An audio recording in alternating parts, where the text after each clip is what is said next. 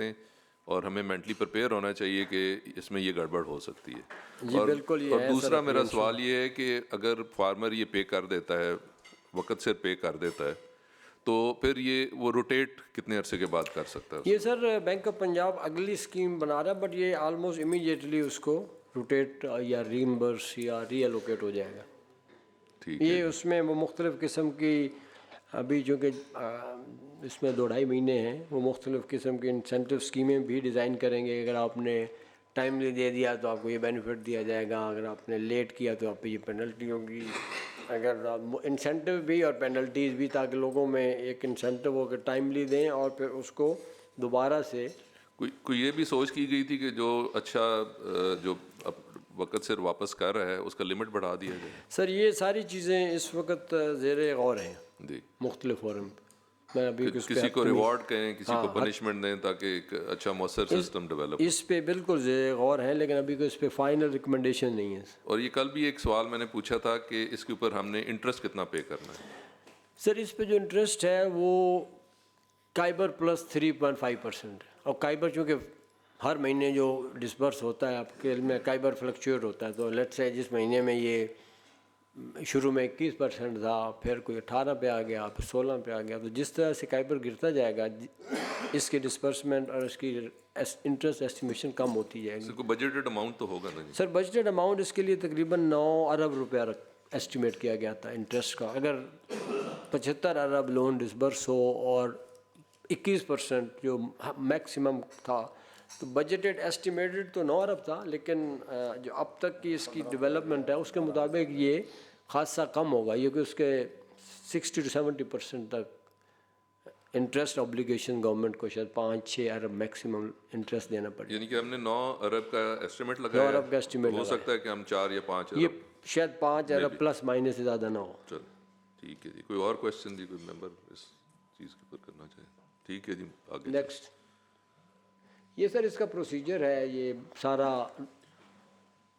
SMS based ही है। Farmer ने किसी दफ्तर में नहीं जाना जब तक कि उसका कार्ड बन के आ नहीं जाता, और उसको बुलाया जाता है, वो तहसील ऑफिस जाके बायोमेट्रिक करा के अपना कार्ड कलेक्ट कर लेता है। नेक्स्ट अब तक सर कल भी मैंने अर्ज़ किया 13 लाख किसानों ने रजिस्ट्रेशन के लिए अप्लाई किया, और उसके मुख्तलिफ जो चेक्स थे PLRA और नादरा वेरिफिकेशन से गुज़र के कोई 5 लाख केसेस अप्रूव हो चुके हैं, और जिसमें से 4,17,000 फार्मर ने फ़िज़िकली ये कार्ड कलेक्ट भी कर लिए हैं और अब इनको यूज़ कर रहे हैं। और 52 अरब रुपया अब तक इस पे लोन अप्रूव हुआ है इन 5,14,000 कार्ड के अगेंस्ट, जबकि इसकी नेक्स्ट जो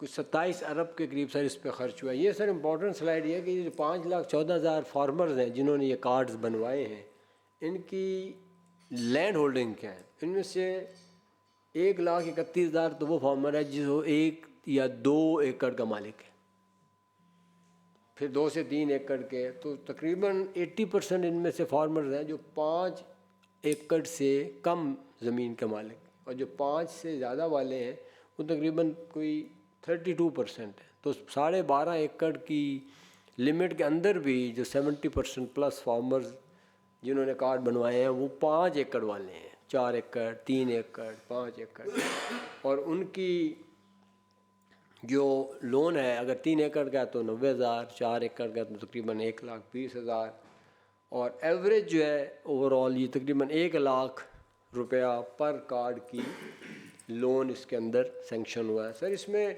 कोई 56% फार्मर्स ऐसे हैं जिन्होंने पहली दफ़ा कार्ड बनवाया है या किसी भी बैंकिंग सिस्टम में ट्रांजैक्शन में गए, जिन्होंने इससे पहले आज तक कभी किसी बैंक से कोई किसी किस्म का कार्ड लोन ट्रांजैक्शन नहीं की, जो पहली दफ़ा कार्ड बनवा रहे हैं। 56%। Is it safe to assume कि ये 5,14,000 फैमिलीज हैं जो इससे मुस्तफीद हुई हैं? हर card holder sir agriculture farming family है, हेड ऑफ़ द फैमिलीज ही हैं जिन्होंने ये बनवाए हैं। तो आप ये कह सकते हैं कि हमारा एवरेज फैमिली साइज़ 6 है, तो 5 लाख का मतलब है 25 से 26 लाख फैमिली मेम्बर्स। तो बेसिकली इस वक्त आपने तकरीबन जो एप्लीकेशंस हैं उसके अगेंस्ट 50% लोगों को अकोमोडेट किया है। सर ये तकरीबन ये 50% एप्लीकेशन के अगेंस्ट नहीं, ये वो लोग हैं जो वेरीफाइड हैं, क्योंकि एप्लीकेशन के बाद सबसे पहले पंजाब लैंड रिकॉर्ड अथॉरिटी का जो कंप्यूटराइज सिस्टम है वो वेरीफाई करता है कि जो एप्लीकेंट है वो मालिक अराजी है भी सही कि नहीं, या मालिक अराजी है और 12 एकड़ से ज़्यादा है तो भी वो एलिजिबल नहीं है। तो वो उस वेरिफिकेशन में कोई 30 से 35% उसमें इनएलिजिबल हो जाते हैं। पंजाब लैंड रिकॉर्ड में उनका रिकॉर्ड ही नहीं होता बतौर मालिक अराजी।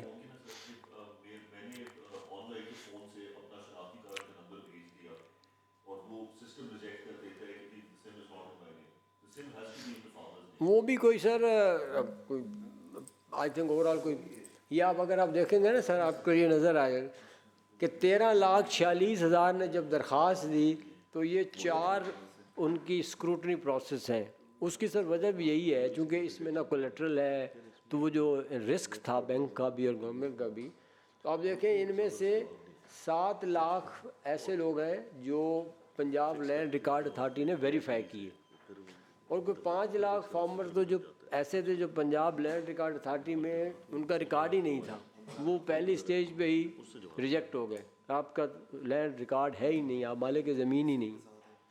फिर सर इसके अंदर कोई 26,000 के करीब ऐसे लोग थे जिनको नादरा में भी वेरिफिकेशन हुई कि आपके CNICs पंजाब के नहीं हैं। ऐसे लोग भी थे जिनके CNICs नादरा में एग्जिस्ट नहीं करते थे या नॉन पंजाबी थे, या चूँकि ये पंजाब का CNIC होना ज़रूरी है। इसमें सर कोई PMD वेरिफिकेशन में 80,000 ऐसे किसान थे जिनके मोबाइल नंबर उनके नाम पे नहीं थे, किसी और के नाम पे थे।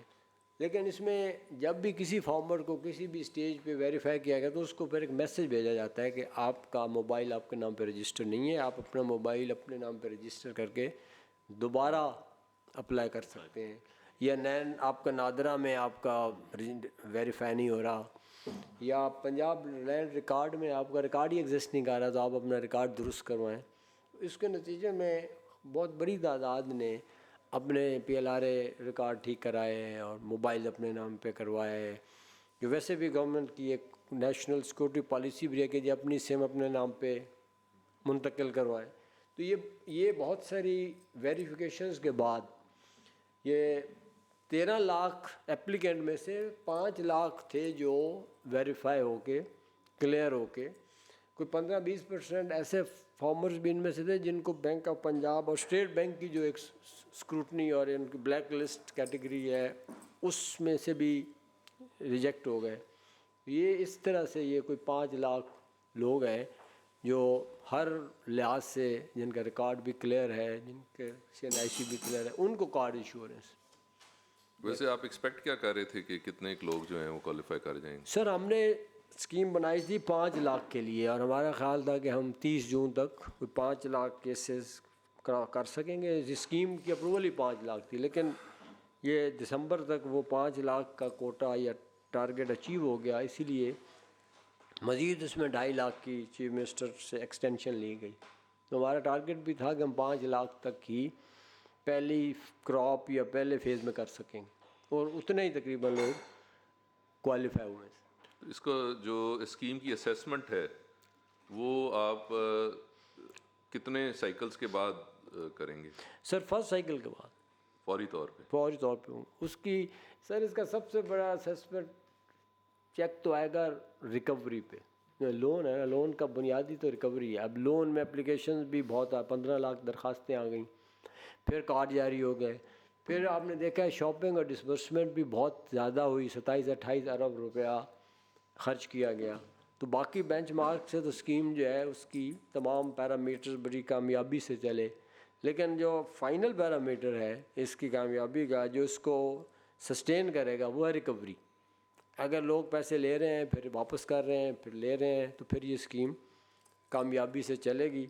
और अगर रिकवरी में खुदा न खास्ता कोई बड़ा सेटबैक आता है तो फिर वो एक बहरहाल हमारे लिए भी बैंक के लिए भी एक चैलेंज होगा। 30% तो आप परसीव कर रहे हैं? 30% हम एक ज़हनी लेवल होता है ना सर, ज़हनी तौर पे आप फोरकास्ट करते हैं कि जी 30% का 30% लेकिन का। आपने बैंक को तो देने हैं ना। हाँ, बैंक को बैंक नहीं, बैंक ने तो बैंक को तो नहीं गवर्नमेंट ना से उससे मजाक गारंटी, काम करेंगे, वो बैंक को तो आपने देने हैं जिधर से भी देने हैं। हाँ बैंक को गवर्नमेंट ने, क्योंकि ये कोलेटरल फ्री था तो एक वो गारंटी का ही लेते हैं गवर्नमेंट से कि जी 30% डिफ़ॉल्ट तक आप हमें गारंटी करेंगे। सर मैंने बैंक वालों से ये सवाल बीओपी से पूछा था कि अनकोलैटरलाइज्ड लोन है, रिस्क असेसमेंट आपकी इस पे क्या है? वो कहते हैं कि जी हमने एक इम्प्रेशन, जब आप वो गोशवारे का देते हैं ना एक काश्तकार को कि जी हम आपका गोशवारा चेक करके वो ले रहे हैं, तो दे सेइंग कि जी एक इम्प्रेशन क्रिएट हो रहा है कि जी उनकी ज़मीन प्लेज हो रही है, एंड दे सेइंग कि we are not saying it out loud कि जी ये अनकोलैटरलाइज्ड है, ताकि उन्हें इम्प्रेशन रह जाए और वो रीपेमेंट के चक्कर में आए ज़रूर। नहीं, मुझे उम्मीद है कि इसका रिजल्ट अच्छा होगा। जी मैं तो ये कह रहा हूँ नहीं कि आपको तैयार होना सर मुझे चाहिए। पहली सर, दफ़ा की बिल्कुल। उम्मीद है कि पहली दफ़ा आएगा, मैं दूसरी तीसरी से डर रहा हूँ सर। उम्मीद तो सर यही है कि लेंगे। ठीक पहली दफ़ा तो ये वापस अगर देगा। आप एक होगी। अच्छी फैसिलिटी देंगे तो इंशाल्लाह ताला वो, अगर उसके अंदर ज़्यादा गड़बड़ नहीं होगी, जिस तरह हम सुन रहे हैं कि कई जगह पे लोग जाते हैं तो वो फर्टिलाइज़र वाले जो हैं वो बीच में से मकसद प्रॉब्लम्स होते हैं ऑन ग्राउंड, लेकिन अगर एक अच्छी फैसिलिटी दे रहे हैं तो आम तौर के ऊपर लोग जो हैं उसके मुताबिक they rise to the occasion. तो अगर कानून कायदा ठीक हो और लोग परसीव करें कि हमारे लिए एक फिजिकल स्पेस डेवलप हो गई है, तो आई फील कि अस्सलाम वालेकुम जी। असल में जो ना पे करें, अगर उनको गवर्नमेंट बैन करना स्टार्ट हो जाएगी तो मेरे ख्याल में फिर लोग इससे डर के पे करना स्टार्ट कर देंगे। चलें देखते हैं जी, ये इंटरेस्टिंग है क्योंकि अभी तक जो माइक्रो फाइनेंस के मॉडल्स हैं उनमें रिकवरी ठीक रहती है। जी हम जी वो इसीलिए वो कहते हैं ना कि जी जो पॉलिटिकली एक्सपोज पर्सन है या लॉयर्स हैं उनको लोन नहीं देते, तो आम इंसान जो है वो थोड़ा डरता ज़्यादा है, हम ज़रा कम डरते हैं पॉलिटिकली एक्सपोज पीपल जो है। जी प्लीज़ प्रोसीड। सर इसमें 28 अरब की यूटिलाइजेशन इन कार्ड्स के ज़रिए हुई है लेटेस्ट बाय टुडे, और उसमें जो सबसे बड़ा शेयर है 25.8 अरब वो है परचेज ऑफ फर्टिलाइज़र, जो सबसे ज़्यादा डीएपी और की ज़रूरत थी काश्तकारी के वक्त और सोइंग के वक्त, तो 70% तकरीबन डीएपी की ख़रीदारी पे ख़र्च हुआ और 30% यूरिया पे ख़र्च हुआ। 2 अरब के करीब लोगों ने मुख्तलिफ़ किस्म के बीज ख़रीदे। ये ज़रा डिटेल्स हैं जो अब तक की ट्रांजैक्शन की बैंक ऑफ पंजाब हर चीज़ की वो डिटेल मेंटेन कर रहे हैं। बहुत ज़रूरी है जी। कितने लोग क्या ख़रीद रहे हैं, डीएपी कितने ख़रीद रहे हैं, यूरिया कितने ख़रीद रहे हैं, गंदम का बीज कितने ख़रीद रहे हैं। 3,05,000 किसानों ने अब तक ख़रीदारी की है, तकरीबन 4,32,000 ट्रांजैक्शंस हुई हैं। 2600 के करीब डीलर्स के पास ये ख़रीदारी हुई है, और इस वक्त भी आज भी तकरीबन इस कार्ड के ज़रिए डेली 30 करोड़ रुपए की सेल परचेज ट्रांजैक्शंस हो रही हैं। शुरू में ये 500 मिलियन था, अब ये तकरीबन 300 मिलियन पर डे के लिहाज से इस पे ट्रांजैक्शन हो रही हैं। ये चेयरमैन साहब अगर इजाज़त हो तो किसान कार्ड के, अच्छा सर मार्केट में कुछ शिकायत आ रही है आम ज़मींदारों से कि किसान कार्ड पे जो खाद है यूरिया और डीएपी वो कोई ओपन मार्केट से कोई 500 रुपये पर बैग महंगी मिल रही है, तो इस तरह के कुछ इश्यूज या कोई आपके नोटिस में आई है? नहीं सर, इस वक्त यूरिया की जो मार्केट है उसमें ना तो सप्लाई है इशू, ना डिमांड है, और ना ही प्राइस का इशू है। कह रहा हूँ कि किसान कार्ड पे भी जो उसकी नोटिफाइड प्राइस है 4,400 के आसपास सोना यूरिया तो है। मार्केट में 41-4200 पे मिल रही है, 300-400 रुपये मार्केट। लेकिन चलें ये तो ठीक है, प्रॉब्लम तब आएगा जब कंट्रोल रेट से मार्केट रेट ऊपर जाएगा, मतलब जैसे अब इस साल सिचुएशन तो अब बेहतर नहीं है। आ रहा, तो फिर ये शोर करना चाहिए कि जब 4800 या 5000 में ओपन मार्केट में जाए तो किसान कार्ड पे 4400 ही मिले।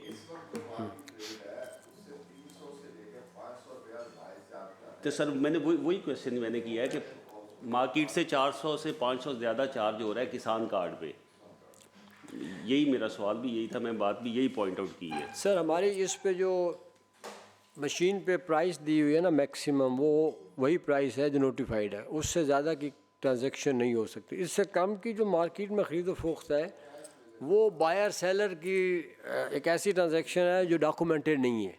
वो अब अगर सप्लाई और डिमांड बेहतर हो तो 4,400 की खाद 4,200 में बिकना शुरू हो जाती है, कोई डीलर 4,300 की बेच रहा है। लेकिन जो हमारी एनफोर्समेंट या कंट्रोल होता है कि आप नोटिफाइड सरकारी कीमत से ज़्यादा पे नहीं बेच सकते। ठीक है, ये एग्री। पहले इशू डिफरेंट होता था, पहले 500 से 800 ज़ायद पे बिक्री होती थी पिछले साल, उससे पिछले साल। इस वक्त बड़ा क्राइसिस था यूरिया का, ख़ास तौर पे ब्लैक मार्केटिंग का। इस साल ये अल्लाह के फजल से सूरत हाल नहीं है और मार्केट अपनी सरकारी कीमत या उससे नीचे ऑपरेट कर रही है। सर एग्री, ये मैं बिल्कुल आप बात ठीक कर रहे हैं कि सरकारी कीमत से कम, लेकिन मार्केट पे जो किसान कार्ड है उस पर सरकारी कीमत ही चार्ज की जा रही है। इशू ये है कि 2 महीने बाद 3 महीने बाद खाद की शॉर्टेज हो जाती है। ओपन मार्केट में खाद चली जाती है 5,000 पे, किसान कार्ड पे है 4400 जैसे आप बता रहे। फिर वो आपने उन डीलर को कोई ऐसा मैकेनिज़्म बनाया हुआ है कि फिर अगर किसान वही कार्ड लेके जाए तो आगे से उसको 4400 की कहें कि जी अब अवेलेबल नहीं है, हमारे पास शॉर्टेज है, हमारे पास है नहीं, हम नहीं दे सकते, उसकी भी फिर श्योरिटी होनी चाहिए जब किसान तब कार्ड लेके जाए तब भी उसको खाद मिले। सर हम तो रेगुलेट करेंगे कि आज भी और बाद में भी ये सरकारी कीमत पे मिले। किसान कार्ड पे आप 400-500 रुपये महंगी ले रहे हैं, तो उस वक्त 400-500 रुपया सस्ती या कंट्रोल प्राइस पे मिलनी चाहिए, फिर एक्स्ट्रा चार्ज तो नहीं होना चाहिए ना। सर कंप्लेंट्स आ रही हैं, कंप्लेंट्स पे शिकायत ओपन है, कंप्लेंट सेंटर भी हैं, कंप्लेंट्स आई भी हैं, लोगों के खिलाफ एक्शन भी हुए हैं, कई डीलर्स के लाइसेंस और शॉप्स भी बंद की गई। ये तो एक आपको पता है मुसलसल ऑनगोइंग सिलसिला होता है रेगुलेशन का, शिकायतें आती हैं फिर उन पे एक्शन होता है। लेकिन आप सही कह रहे हैं कि अगर ये मार्केट आज कल अगले साल ज़्यादा तेज़ी पे जाएगी तो फिर इसकी इन्फोर्समेंट एक बड़ा चैलेंज होगा डिपार्टमेंट के लिए उस सूरत हाल में। इस वक्त तो सूरत हाल लकीली मार्केट की बड़ी स्टेबल है।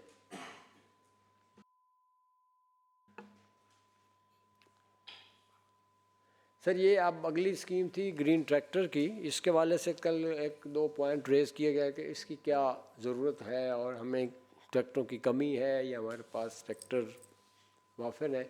ये सर एक कंपैरिजन है मैकेनाइजेशन का जो वर्ल्ड बैंक और FAO ने किया। लेफ़्ट पे उनका है कि मुख्तलिफ़ मुल्कों में लेवल ऑफ मैकेनाइजेशंस क्या है इंटरनेशनली। पाकिस्तान 35% और इंडिया 40% और चाइना 48%, ये मुख्तलिफ़ ममालिक हैं हमारे। ब्राज़ील का 75% है। मैकेनाइजेशन USA की तो आलमोस्ट 100% मैकेनाइज एग्रीकल्चर है, वहाँ मैनुअल ना होने के बराबर है।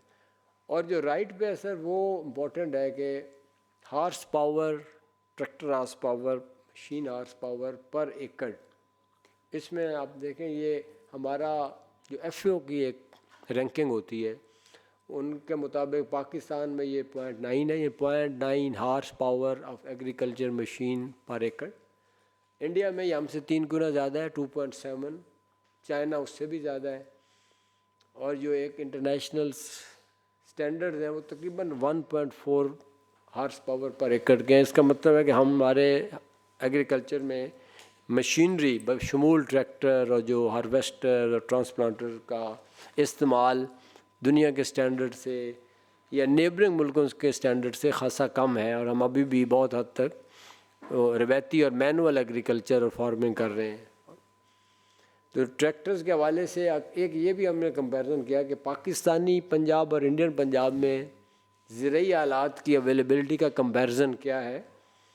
पर 10,000 एकड़ पे अगर हमारे पास 140 ट्रैक्टर हैं 10,000 एकड़ के लिए, तो इंडियन पंजाब में ये 295 ट्रैक्टर हैं उनके पास नंबर ऑफ़ ट्रैक्टर्स।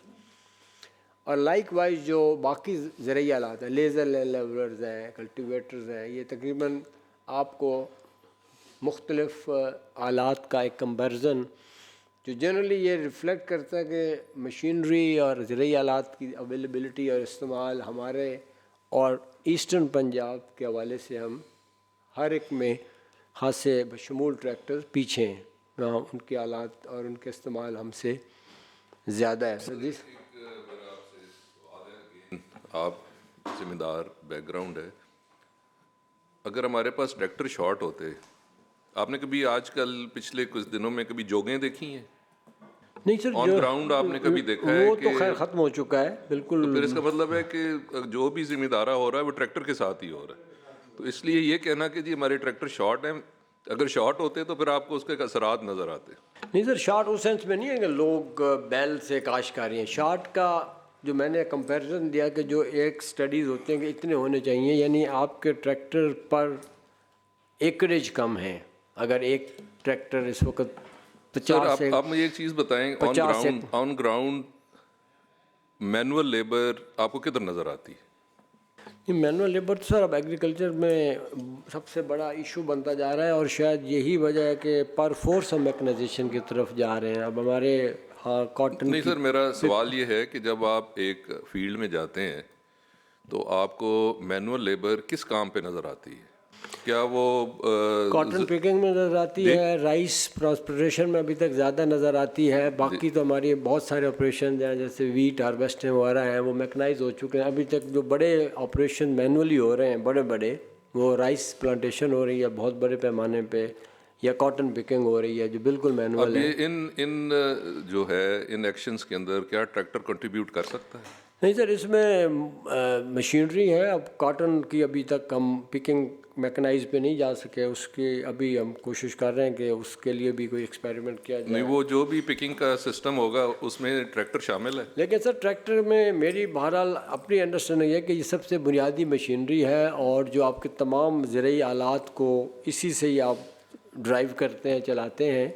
और आगे हम आपको अगर दिखाएंगे कि एग्रीकल्चर हमारे यहाँ जो ट्रैक्टर की सेल का ड्रॉप हुई है, ये आपके सामने एक फिगर है कि हमारे मुल्क में पिछले 2008 से लेके ट्रैक्टर की सेल ये ऊपर नज़र आ रही है सालाना, और नीचे उसकी प्राइस नज़र आ रही है। प्राइस का इजाफा जो 2020-21 में ट्रैक्टर 11 लाख का था 55 हॉर्स पावर, फिर 13-20 और अब 22 से 23 लाख का ट्रैक्टर 50 से 55 हॉर्स पावर का हो गया।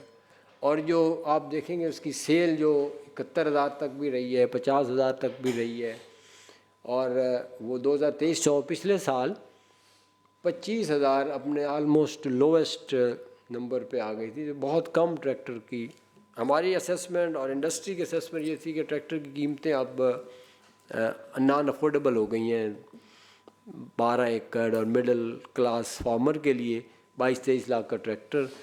और इसी वजह से ये स्कीम लाई गई कि आप अगर इसको सब्सिडाइज़ करेंगे। इस वक्त ट्रैक्टर के सर दो इश्यूज़ हैं। एक तो जो छोटा ट्रैक्टर है 50 से 55 हॉर्स पावर का, वो स्मॉल टू मीडियम फार्मर के लिए महंगा हो गया, नॉन अफोर्डेबल हो गया।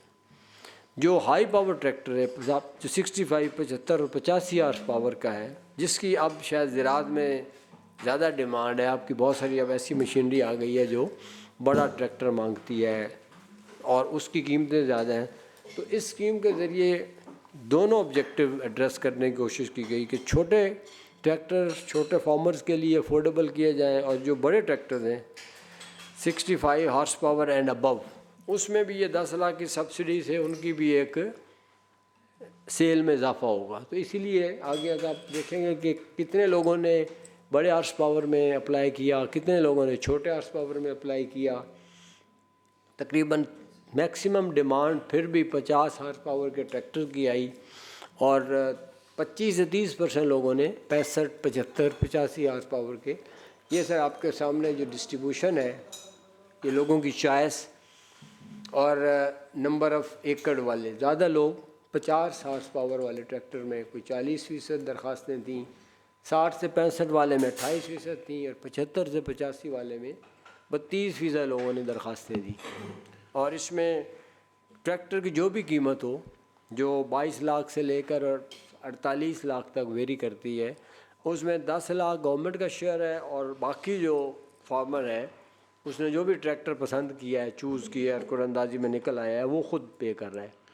और अब तक आपके इल्म में है कि जो आपने ट्रैक्टर लोगों को दिए हैं वो लोगों ने आगे बेचने शुरू किए हुए? नहीं सर, इसमें वैसे तो 3 साल तक रजिस्ट्रेशन पे पाबंदी है कि कोई ट्रांसफ़र नहीं हो सकती। अभी तो डिलीवरीज़ इनकी अभी इस हफ्ते में फ़िज़िकल शुरू हो रही हैं। ये अप्रीहेंशन है, और इसमें सिवाय इसके कि आप उनको पाबंद करें कि वो फॉर्मल ट्रांसफ़र सेल 3 साल तक नहीं कर सकते, इनफॉर्मल ट्रांजैक्शन अनडॉक्यूमेंटेड पे तो कोई कमेंट नहीं किया जा सकता। सर देखिए ना, कि बड़ा वो खरीद बड़ा गया। बड़ा ही आपका वेग सा तरीक़ेकार है। आप एक इंटरवेंशन करना चाह रहे हैं, आप कहते हैं कि जी अब इंटरवेंशन आप इस वजह से करना चाह रहे हैं जी कि सेल्स कम हो गई। इंटरवेंशन तो इसलिए करनी चाहिए कि आपको कोई किसी चीज़ का फुकदान नज़र आ रहा हो। अगर फील्ड में ट्रैक्टर चलते नहीं नज़र आ रहे और लोग परेशान हैं कि जी हमें ट्रैक्टर अवेलेबल नहीं है, पहले तो इंटरवेंशन नीड बेस्ड होनी चाहिए थी। अब आप नीड बेस आपने असेस किए कि जी सेल्स कम हो गई। अब सेल कम होना और एक्चुअल ऑन ग्राउंड एक चीज़ का फुकदान हो जाना या वो नायाब हो जाना, ये दो अलग अलग चीज़ें हैं। नहीं सर, जो आपको इंडियन पंजाब वाला मॉडल बता रहा है सर वो हम कह रहा है इंडियन कि ट्रैक्टर पंजाब कम के है। साथ हमारा ताल्लुक नहीं है। हमारा पंजाब है पाकिस्तान के पंजाब से, और पाकिस्तान के पंजाब के अंदर मेरी नज़र में, और ये जितने लोग बैठे हैं ये मुझे इस चीज़ के ऊपर इस चीज़ की तायीद करेंगे कि मैंने नहीं अभी तक कहीं पे देखा कि लोग मजबूर बैठे हुए हैं और वो वहाँ पे बैलों के साथ ज़मीन उखाड़ रहे हैं। हर जगह पे ट्रैक्टर चल रहे हैं। जितनी भी इस वक्त आपकी टिलिंग हो रही है वो सारी ट्रैक्टर बेशक कोई किराए पे लेके आ रहा है या किसी का अपना है। तो हमें कोई ऑन ग्राउंड नज़र नहीं आया कि आप एक इंटरवेंशन कर रहे हैं, इतना पैसा लगा रहे हैं, फिर वो बैलेटिंग है, यानी कि वो कोई डायरेक्टेड भी नहीं है, कोई चॉइस भी नहीं है, बैलेटिंग कर रहे हैं। तो मुझे तो इस बात की कोई समझ नहीं आ रही कि हम क्या अचीव करना चाह रहे हैं और एंड रिजल्ट क्या है हमारे। अब अगर आप ट्रैक्टर इंडस्ट्री को सपोर्ट करना चाह रहे हैं वो एक अलग बात है कि आप उनसे जाके 10,000 ट्रैक्टर खरीद लेते हैं और वो बांट देते हैं, वो एक अलग इशू है। वो फिर आपका फिर जो एजेंडा है वो फार्मर को असिस्ट नहीं कर रहे, आप फिर ट्रैक्टर इंडस्ट्री को असिस्ट कर रहे हैं। अगर आप कुछ इसमें करना चाहते, बाय चॉइस करते, कोई उसके अंदर कोई ख़रीदना चाहता है ट्रैक्टर, उसके अंदर आपको रिलीफ दे देते कि लोग बाय चॉइस जाके वहाँ से ले लेते।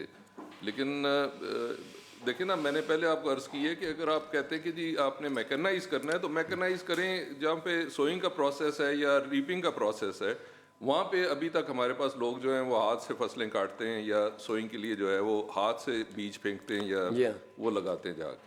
तो मैकेनाइज करने के लिए ये एरिया मैकेनाइजेशन का जो है ये ऑलरेडी जो है एग्जिस्ट करता है। सर वो अलहदा स्कीम है और उस पर भी काम हो रहा है। वो हार्वेस्टर की है, वो ट्रांसप्लांटर की है, वो है बहुत हाई कॉस्ट इक्विपमेंट है। आप 15 मिलियन से लेकर 30 मिलियन तक के हार्वेस्टर हैं। लेकिन सर मैं दोबारा ट्रैक्टर की मार्केट में डिमांड या शॉर्टेज या ज़रूरत नहीं है तो ये 15 लाख लोग इसमें अप्लाई ना करते और 25 से 30 लाख रुपया अपनी जेब से कंट्रीब्यूट करके ये ट्रैक्टर ना ख़रीदते। और दूसरा सर, ट्रैक्टर ऐसी मशीनरी नहीं है अनलाइक कार कि जिसका कोई नॉन एग्रीकल्चर इस्तेमाल हो सके। तो ट्रैक्टर ख़रीदने के बाद वो उसको लोग किसी ज़ाती मकसद के लिए या किसी और उसका इस्तेमाल ज़राअत के लिए होना है या ट्रांसपोर्टेशन ऑफ क्रॉप्स के लिए होना है या ज़रूरी मशीनरी चलाने के लिए होना है। तो डिपार्टमेंट की इस पर इसकी बड़ी डिटेल फिजिबिलिटी स्टडीज़ भी की गई और तमाम एस्टिमेट्स के मुताबिक ट्रैक्टर्स की डिमांड है, ज़रूरत है फार्मर्स को, उसको सब्सिडाइज और गवर्नमेंट को सपोर्ट करने की ज़रूरत है, जिसके लिए ये स्कीम भी लॉन्च की गई। और उसका जो रिस्पांस था उस बात का इंडिकेटर है कि ये एक कामयाब स्कीम है और इसके लिए लोगों ने बहुत बड़ी तादाद में अप्लाई किया। अपनी जेब से 80 से 90% उसकी पेमेंट करके ट्रैक्टर ले रहे हैं और ऑब्वियसली ट्रैक्टर ने इस्तेमाल इसी सूबे में होना है और ज़रूरी मकसद के लिए होना है। जो पॉइंट ऑफ अट्रैक्शन है ना लोगों का, वो है जो आप सब्सिडी दे रहे हैं, जो सीधी सी बात। चेयरमैन साहब अगर इजाज़त हो तो मेरे नोटिस में, मैं अपने हल्के की बात कर रहा हूँ कि 90% लोग, जिन लोगों के ट्रैक्टर्स निकले हैं सर, उन्होंने वो जो सब्सिडी है ना, मेरे पास आ गए कि मेरे पास 20 लाख रुपया देने या 15 लाख रुपया देने के लिए नहीं है, आप मुझे 15 लाख रुपया दें और ऊपर वाली जो सब्सिडी है ना उसका 5 लाख आप फ़ायदा उठा लें, 5 लाख मुझे बच जाएगा। यही बात है। ये सर जो आप इसको सक्सेस, मतलब आप एक अच्छी एफर्ट है, बट जिसको हम कह रहे हैं कि बड़ा अच्छा एप्लीकेंट्स इतने ज़्यादा आए हैं, इसमें 90% लोग वो हैं जो वो सब्सिडी से इन्वेस्टर हैं और वो 2, 4, 5 लाख, और फार्मर्स भी जो हैं सर 12 एकड़ वाले के बेचारे की तो गुंजाइश नहीं है, वो 2 लाख दे, वो 11 लाख 12 लाख कहाँ से देगा अगर 22 लाख का ट्रैक्टर भी है तो सर ये जो मेन अट्रैक्शन है वो 2-4 लाख रुपया कमाना है। नहीं, ये कल भी मैंने पॉइंट आउट किया था जी सर, ये 90% मतलब इस लोग टाइम में तो यूज्ड ट्रैक्टर जो है वो उनकी प्राइसेस नीचे आई हुई हैं सर, वैसे। मेरे मतलब आम लोग लिख रहे हैं कि मेरा ट्रैक्टर निकला है, मेरे पास पैसे नहीं है, तो मेरी जगह पे आप पैसे जमा करवा दें, ये वाला इतना फ़ायदा आपको। मेरे गांव में 2 आदमियों के ट्रैक्टर निकले हैं, दोनों के पास ऑलरेडी ट्रैक्टर है, अभी वो दोनों जो है ना वो फिर रहे हैं कि ये ट्रैक्टर जो है ना इसके जो है ना 10 लाख हमें मिलने हैं, बाकी जो ऊपर वाले पैसे हैं वो लोगों से कहते हैं कि जी आप जो है ना दे दें और हम ये जो 10 लाख सब्सिडी हमें है इसका हम 50-50 कर लेते हैं। वही बात कर रहे ये हैं आम चल रहा है। हालांकि जो जिस तरह आपने पहले जो चेयरमैन साहब ने पॉइंट उठाया था कि कहीं भी जो है ना ज़िम्मेदार को या किसान को कोई प्रॉब्लम नहीं है कि ट्रैक्टर कम है और ये ट्रैक्टर से काश्त नहीं हो रही थी। अगर आपने सब्सिडी देनी थी तो एज ए होल ट्रैक्टर्स की कीमत पे करते आप कि जो भी किसान कोई नया ट्रैक्टर लेने जाता है तो उसकी कीमत उसको कुछ कम मिलती। फिर अगला ये जो इसमें- लॉटरी पे जो है ना आप ट्रैक्टर दे के तो उसका जो है ना कर रहे हैं, इसका कोई किसान को ओवरऑल जो है ना कोई फ़ायदा नज़र नहीं आ रहा या ज़िम्मेदारी में कोई फ़ायदा नज़र नहीं आ रहा। और ऐसा कुछ चेक रखा है कि ऑलरेडी जो बंदा को बेनिफिशियरी हो किसी स्कीम का कि वो रिपीट ना हो, ऐसा कुछ चेक मौजूद है स्कीम में? बेनिफिशियरी किस स्कीम का सर? यानी एक दफ़ा ऑलरेडी निकल आता है तो दूसरी पहले दफ़ा फिर किसी स्कीम से उसने फायदा उठाया हो गवर्नमेंट की एग्रीकल्चर नहीं, कंसर्न? इसमें कोई किसी किस्म का कोई ऐसी रिस्ट्रिक्शन नहीं है कि उसकी कोई और पहले मशीन ना निकली हो। ये सर इस पे जो एलिजिबिलिटी क्राइटेरिया और डिज़ाइन के लिए क्या होना चाहिए, ये सारे ऑप्शन और चीज़ें बहुत सारे फोरम पे डिस्कस होके ये स्कीमें अप्रूव हुई। इसमें मुख्तलिफ ऑप्शन थी, बट ये जो फाइनल डिज़ाइन है ये पंजाब कैबिनेट की अप्रूवल के बाद इसको लॉन्च किया गया। इसमें ये कई ऑप्शन थी, कोई रिस्ट्रिक्शंस की भी बात हुई, बट फाइनल डिसीजन वाज कि ये एक नॉन रिस्ट्रिक्टेड स्कीम होगी, इसमें कोई शराइत नहीं होंगी कि आपने पहले बेनिफिट लिया है तो आप नहीं ले सकते। और कुरानंदाजी और डायरेक्टेड में सर बुनियादी चीज़ है कि कुरानंदाजी के अलावा आप बाकी किसी भी स्कीम में आप उसको ट्रांसपेरेंसी इंश्योर करना बहुत मुश्किल हो जाता है। अगर आप कहें कि हम ज़रूरतमंद को देंगे और उसका फ़ैसला महकमा ज़राअत करेगा कि इस शख्स को देना चाहिए, इसकी ज़रूरत है, या कोई कमेटी बना दें, तो वो फिर एक अप्रैल में वो एक नया सिलसिला शुरू हो जाता है कि ये किस बुनियाद पे लोगों को सिलेक्ट करके आप ट्रैक्टर दे रहे हैं। तो बहरहाल ट्रांसपेरेंट बैलेटिंग के ज़रिए कम अज़ कम कोई किसी किस्म का ये नहीं है कि किसी ने इसको फेवर किया या किसी ने उसकी लक थी जिसका बैलेटिंग में निकल आया उसको ट्रैक्टर मिल गया। ट्रांसपेरेंसी और बैलेटिंग के हवाले से इस स्कीम में कोई कंप्लेंट नहीं आई कि कोई उसके अंदर इंटरफेरेंस थी, कोई इन्फ्लुएंस था, कोई सिफारिश थी। सर देखिए ना जी, ये चीज़ तो अंडरस्टूड है कि ये गवर्नमेंट पॉलिसी है, ठीक है ना जी। आप आई डोंट नो शायद मशवरे की हद तक आप इसका पार्ट होंगे, लेकिन बेसिकली गवर्नमेंट पॉलिसी है। लेकिन मेरी रिक्वेस्ट ये है कि जब भी कोई पॉलिसी आती है तो थोड़ा सा जो ऑन ग्राउंड रियलिटीज़ हैं या चीज़ें हैं उनको ना आप जिस हद तक आप कर सकते हैं, आपको रिक्वेस्ट ही हम कर सकते हैं, वहाँ पे ज़रा आगे सवाल जवाब करना मुश्किल होता है, लेकिन कोशिश किया करें कि इन चीज़ों का थोड़ी सी ज़रा ना इम्पैक्ट या जो भी इनका अफादियत है उसको डिस्कस कर लिया जाए। बहरहाल हमें खुशी होती है कि एग्रीकल्चर सेक्टर में एक आना भी इन्वेस्ट हो, तो हमें इस पर कोई इतराज़ नहीं है। Please move forward. अच्छा सर, एक क्वेश्चन है, जिस तरह आपने भी पहले मेंशन किया कि जो टूल्स हैं जिसमें ये chisel plough, disc harrow, rotavator, drill seeder वगैरह, आपने बड़ा मेजर का डिफरेंस था हमारे पंजाब का और इंडियन पंजाब का। फॉर एग्जांपल ये चिज़ल प्लाउ आपने 2 लिखा हुआ अगेंस्ट 28 इन इंडिया, तो इन चीज़ों को प्रमोट करने के लिए क्या हम कर रहे हैं? क्या ये हमारा फोकस ज़्यादा इनकी तरफ नहीं होना चाहिए? सर इसके लिए भी एक सेपरेट प्रोग्राम में इसी तरह से एप्लीकेशन और बैलेटिंग और कुरानंदाजी मैंने कल भी सबमिट किया था कि उसके लिए कोई हमारी 33 मशीनें हैं जिसमें ये सारी शामिल हैं। इसमें भी 60-40 सब्सिडी के लिहाज से दी जाती हैं, एप्लीकेशन ली जाती हैं, और 21 दिसंबर को इस साल तमाम ज़िलों में इसकी कुरानंदाजी होगी जिन्होंने अप्लाई किया है। उनको यही मशीनें कुरानंदाजी के ज़रिए 60% सब्सिडी पे दी जाएंगी, और तकरीबन टोटल जो उसकी वॉल्यूम है सब्सिडी का वो 2 अरब रुपए की मशीनरी है।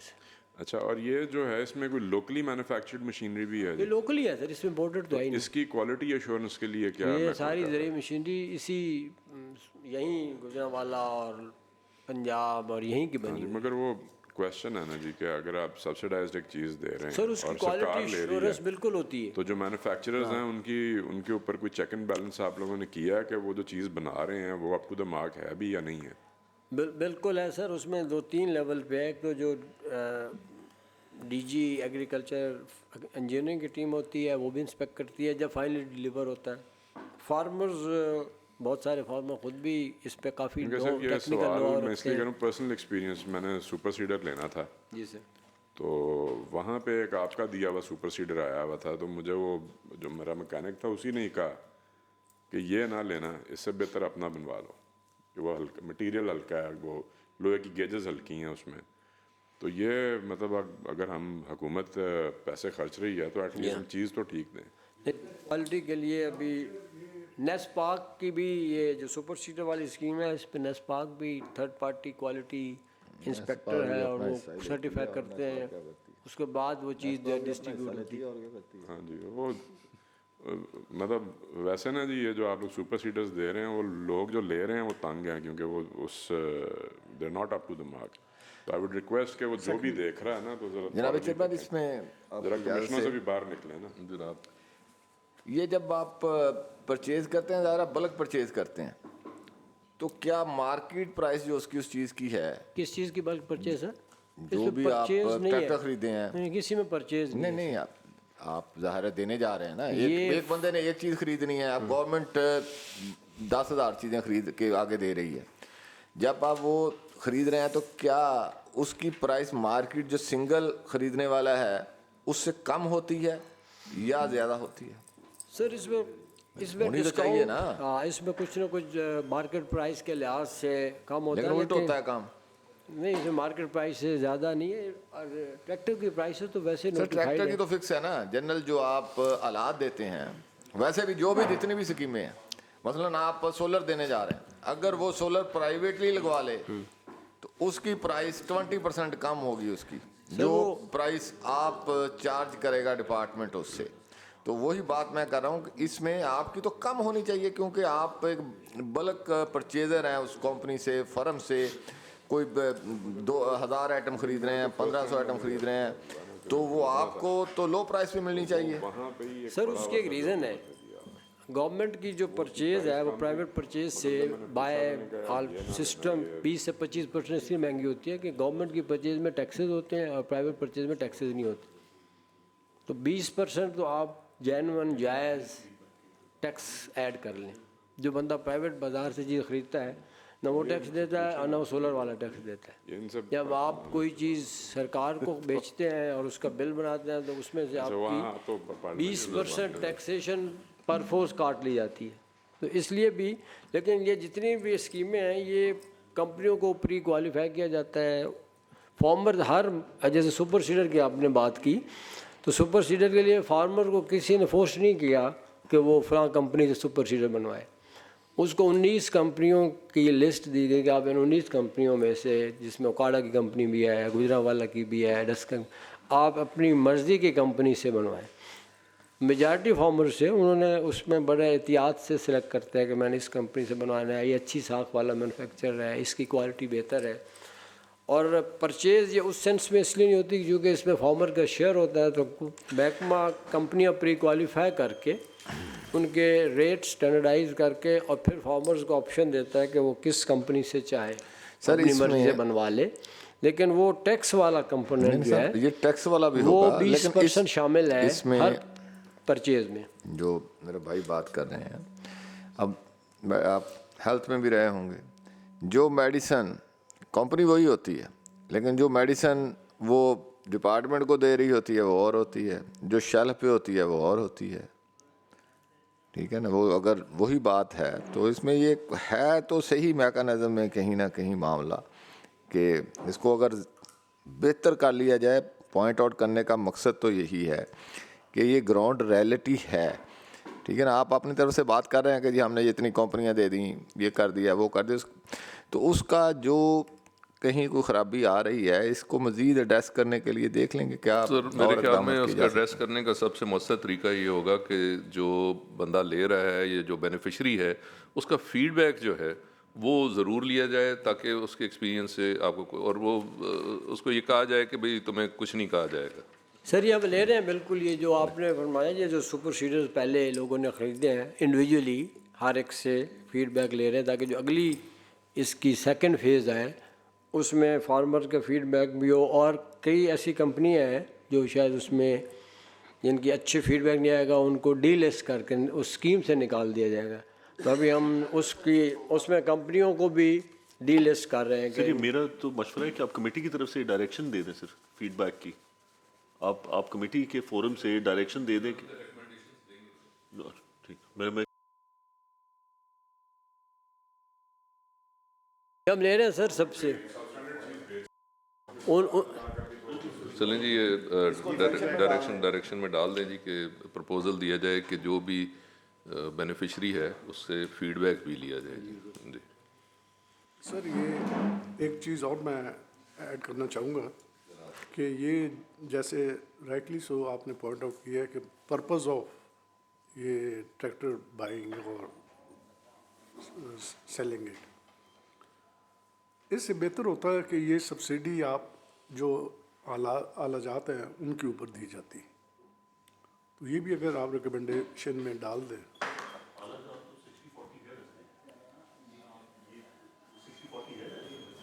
वो सेपरेट प्रोग्राम सर इसके ऊपर मैं थोड़ी सी एक डिस्टिंक्शन क्रिएट करना चाहता हूँ जी कि जो पॉलिसी है ना जी वो हमने देनी होती, ये एग्जीक्यूशन वाले हैं।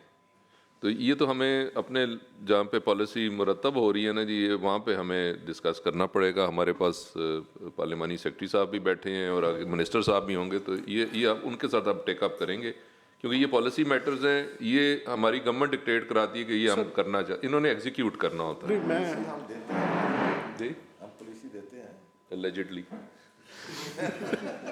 नहीं सर, ये इन रियलिटी भी बिल्कुल यही है। डिपार्टमेंट कोई पॉलिसी नहीं देता, डिपार्टमेंट रिकमेंडेशंस बनाता है। अब जैसे मैंने आपके सामने जो 3-4 प्रोग्राम प्रेजेंट किए हैं, किसान कार्ड या सोलराइजेशन या ग्रीन ट्रैक्टर, इसमें ज़रूरी नहीं है कि जो डिज़ाइन अप्रूव हुआ है वो डिपार्टमेंट का डिज़ाइन हो या 100% हो। अब इसमें हो सकता है कि जब वो 3-4 फोरम पे पॉलिसी या प्रपोज़ल गया, PND में गया, कैबिनेट में गया, उसमें उन फोरम्स ने कई चीज़ें अपनी विजन के मुताबिक अप्रूव कर दी, बट अप्रूवल तो फाइनली गवर्नमेंट और कैबिनेट के पास है ना।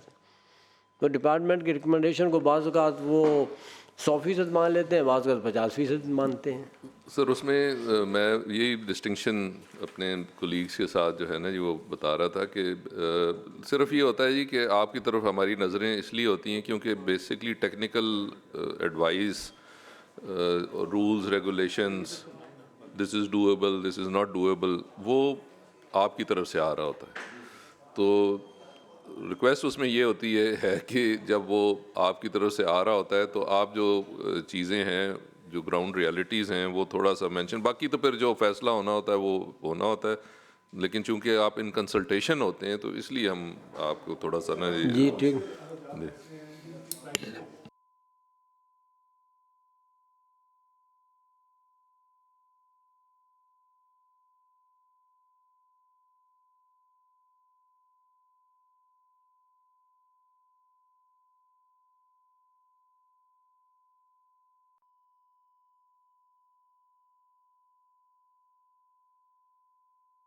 सर वो देखिए ना, वो भी हमारी ज़रूरियात हैं। अभी ये जो पीछे स्मॉग का मसला बना रहा है, अब प्रॉब्लम ये है कि जो किसान है, अगर आप उससे पूछें तो जो राइस का पीछे पैडी का हस्क रह जाता है ना जी, उसको डिस्पोज ऑफ करना बड़ा मुश्किल होता है क्योंकि उसमें मॉइस्चर लेवल्स हाई होते हैं। जो वीट का हस्क होता है उसको अब हम उठा लेते हैं, वो अब यूज़ होता है। और इसी तरह शुगर केन का हस्क है, उसके लिए भी मशीन्स आ गई हैं, वो उसको रोल कर लेते हैं, वो उसको उसके बड़े बड़े बंडल बना लेते हैं। तो जो राइस का हस्क है, पैडी का हस्क है, उसको जो है उसमें मॉइस्चर होता है बहुत ज़्यादा, उसको आप प्लॉइंग करके या मैकेनिकल तरीक़ों से डिस्पोज ऑफ कर नहीं सकते। तो उसके लिए भाई आपको को फिगर आउट करना है तरीक़ेकार कि इसको किस तरीके से जो है किसी पैलेट फॉर्म में या बेल फॉर्म में कन्वर्ट किया जाए ताकि ये इसको आग ना लगानी पड़े। तो ये एक प्रॉब्लम है। मशीनरी ना लोगों ने प्राइवेटली कुछ मंगवाई है और वो इस दफ़ा यूज़ हुई है, जो इसके हस्क को जो है ना वो बेल फॉर्म में इकट्ठा कर देती है सारा राइस की। वो थोड़ी महंगी मशीनरी है, बेलर्स है साथ पीछे आगे उसके वो तकरीबन टोटल सेटअप जो प्राइवेटली कॉस्ट कर रहा है वो 1.5-2 करोड़ रुपए का सेट है। उसमें 2 ट्रैक्टर्स हैं, मशीनरी है साथ। मगर वैसे ये है कि मतलब जो मेरी थोड़ी सी ऑब्जर्वेशन है कि ट्रैक्टर्स की एज सच कमी हमारे पंजाब में नहीं है, जिस तरह चेयरमैन साहब ने भी पॉइंट आउट किया। हम ये जो बाकी की मशीनरी है इसकी तरफ क्यों नहीं जोर देते? हमने अगर इसको मतलब है कि मॉडर्नाइज करना है फार्मिंग को, जो कि आपने बताया कि जी पंजाब हमारा जो है ओनली 35% मैकेनाइज्ड, तो अगर हम ये मशीनरी जो है बाकी की जो टूल्स हैं, क्योंकि जो साढ़े 12 एकड़ का जो छोटा ज़मींदार है ना जी, वो अपने इन टूल्स पे ज़्यादा खुशी से इन्वेस्ट कर लेगा। ट्रैक्टर तो उसके पास अवेलेबल कहीं ना कहीं से हो जाता है। ਤੁਸੀਂ ਪਿੰਡਾਂ ਥਾਵਾਂ ਜਾਓ ਨਾ ਜੀ, ਕਦੀ ਕਿਸੇ ਕੋਲੋਂ ਡਿਸਕਾਂ ਮੰਗ ਰਹੇ ਹੁੰਦੇ ਨੇ ਤੇ ਕਦੀ ਕਿਸੇ ਕੋਲੋਂ ਹਲਾ ਮੰਗ ਰਹੇ ਹੁੰਦੇ ਨੇ। तो ये मतलब है कि कोई इस तरह की चीज़ कि आप ठीक है ट्रैक्टर्स दें, मगर जो ये टूल्स हैं ये मेरा ख्याल है कि this will go a long way. अगर हम आज इनको ज़्यादा ज़रूरी हैं ये। हाँ जी, मिनिस्टर साहब आ जाते हैं ना जी, ये सर बिल्कुल तो उनके साथ हम बैठ के इंशाल्लाह ताला भी ये जो पॉलिसी डायरेक्शंस आपके फोरम से आएंगी वो उसी के मुताबिक आइंदा प्रोग्राम भी डिज़ाइन होंगे और उनको तमाम फोरम पे भी ये जिस सिफारिशात को भी प्रेजेंट किया जाएगा कि या इसको करना चाहिए या हमें ट्रैक्टर में इन्वेस्ट करने की ज़रूरत है या मशीनरी में हमें अभी आज से सुपर सीडर के साथ बेलर्स को सपोर्ट करना चाहिए या हमारे राइस ट्रांसप्लांटर या हार्वेस्टर के इशूज़ हैं कि बिल्कुल हम भी इस पे काम कर रहे हैं, मुख्तलिफ प्रोग्राम बना रहे हैं। बट ये जो फैसला है सर जो टॉप लीडरशिप लेती है वो बेसिकली प्रायरिटीज़ को सिलेक्ट करती है कि मैंने ट्रैक्टर में इन्वेस्ट करना है, मैंने सोलर में करना है। डिमांड प्रपोजल तो बहुत सारे बन के जाते हैं। सर वी शुड सजेस्ट कि नेक्स्ट टाइम अराउंड आप इस साल तो इन्होंने कर मिनिस्टर साहब बैठे होंगे ना जी, फिर ये उनके साथ गुफ्तगू करने वाली है। Sir thank you. सर इसमें मैं एक छोटी सी सुजेशन देना प्लीज़ चाहूँगा प्लीज़ जी। कि देखें हमारा जो छोटा ज़मींदार है ना 5, 4, 6 एकड़ का या 10, 12 एकड़ का, वो इतने महंगे टूल तो वो ख़रीद नहीं सकता। आप उसको सब्सिडाइड भी कर दें, उसको सब्सिडी भी दे दें, तो वो इतना मतलब रेलेवेंट नहीं होता कि मैं इतने छोटे रकबे के लिए इतनी भारी मशीनरी। उसके लिए कोई गवर्नमेंट इस तरह की स्कीम बना दे कि कोई तहसील लेवल पे या यूसी लेवल पे जाके कुछ चीज़ें इस तरह की रखवा दी जाएं जहाँ से वो रेंट आउट करके तो वो सारा उसको कर ले। ये मेरे ख्याल ज़्यादा बेहतर रहेगा। सर उस सिलसिले में मैं अर्ज़ करता हूँ, मैंने बाहर के मुल्कों में देखा है कि वहाँ पे इन सर्विसेज को प्रोवाइड करने के लिए कंपनीज होती हैं जो सोइंग से लेके हार्वेस्टिंग तक मुकम्मल सर्विस प्रोवाइड करती हैं, क्योंकि उधर भी सारे ज़िम्मेदार जो हैं वो इम्प्लीमेंट्स अफोर्ड नहीं कर सकते, क्योंकि वहाँ पे बड़े बड़े ट्रैक्टर्स होते हैं और इम्प्लीमेंट्स भी बहुत बड़े होते हैं। तो कंपनीज मौजूद हैं, वो आते हैं, वो मुकम्मल सर्विस आपको दे देते हैं, आपके साथ कॉन्ट्रैक्ट होता है उनका, और वो आपको सोइंग से लेके तमाम इनपुट्स, स्प्रेज, जिस चीज़ की भी ज़रूरत होती है up till the time of harvesting, वो मुकम्मल आपके साथ कॉन्ट्रैक्ट कर लेते हैं और आपको सर्विस दे देते हैं। और हमें इवेंचुअली उस डायरेक्शन में जाना पड़ेगा, क्योंकि लैंड होल्डिंग श्रिंक करती जा रही है और फीजिबल नहीं रह गया कि एक ट्रैक्टर जो है वो 2 एकड़ के ऊपर या 1 एकड़ के ऊपर कामयाब हो। तो ये चीज़ें हम डिस्कस करेंगे, रिक्वेस्ट करते हैं कोई मॉडल इस किस्म का सर इस पे मैं सबमिट करता हूँ ये एक प्रोग्राम इन्हीं लाइन पे जो आपने कहा कि कम से कम अगर तहसील लेवल पे और फिर शायद उससे भी नीचे कोई एग्रीकल्चर मशीनरी का ऐसा सेंटर हो जहाँ से मशीनरी किराए पे और थोड़ा सब्सिडाइज किराए पे, एक तो मार्केट रेट होते हैं, एक वो हमारे पास 1 मिनट में आपको उसका एक ब्लूप्रिंट दिखा देता हूँ, जो कि वो इस वक्त अंडर प्रिपरेशन है, तो वो नेक्स्ट दिखाएंगे।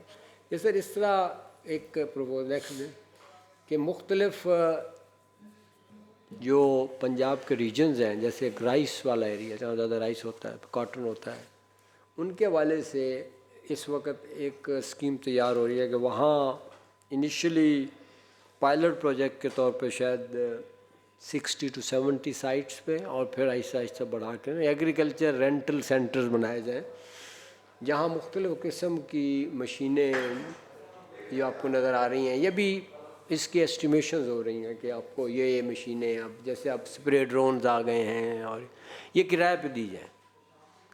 लेकिन इसके अंदर भी मेरी इसमें भी हमें हम आपकी इनपुट और आप सर ये आपको ना प्राइवेट सेक्टर को इन्वॉल्व करना पड़ेगा। ये हम नहीं करेंगे सर, ये गवर्नमेंट का काम नहीं नहीं है। गवर्नमेंट ही करेगी सर, ये सिर्फ स्कीम का डिज़ाइन गवर्नमेंट बनाएगी। हमने इसमें रिक्वेस्ट ये किया कि एग्रीकल्चर डिपार्टमेंट ना इसको बना सकता है, जी ना चला सकता है, और ना ही ये डिपार्टमेंट की कैपेसिटी है।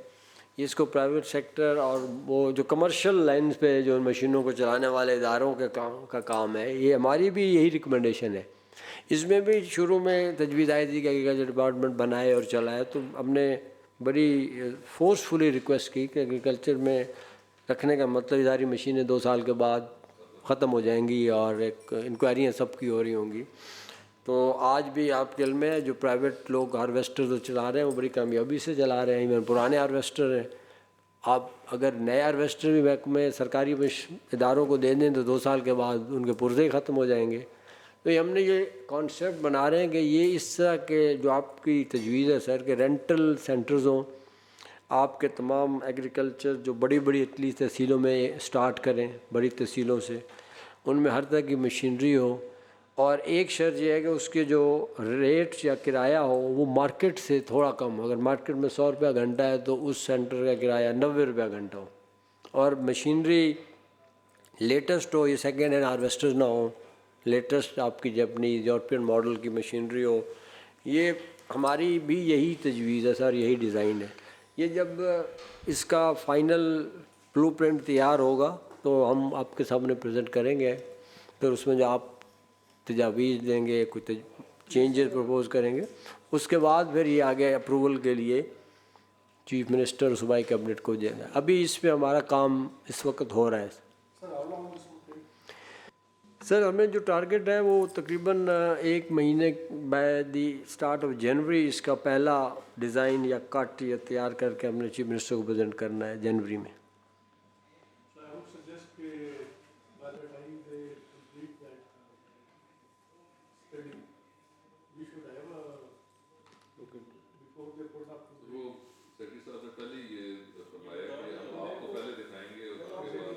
और आपकी भी जो रहनुमाई होगी, जो तजवीज़ होंगी, लेट से के जो पोटैटो रीजन है उसमें अब हमारे मिनिस्टर साहब इसमें बहुत एक्टिवली इन्वॉल्व हैं कि जो पोटैटो रीजन में इन औलाद की ज़रूरत है, लेकिन जो गुजरांवाला गुजरात ज़्यादा राइस वाले हैं वहाँ और तरह के हालात चाहिए।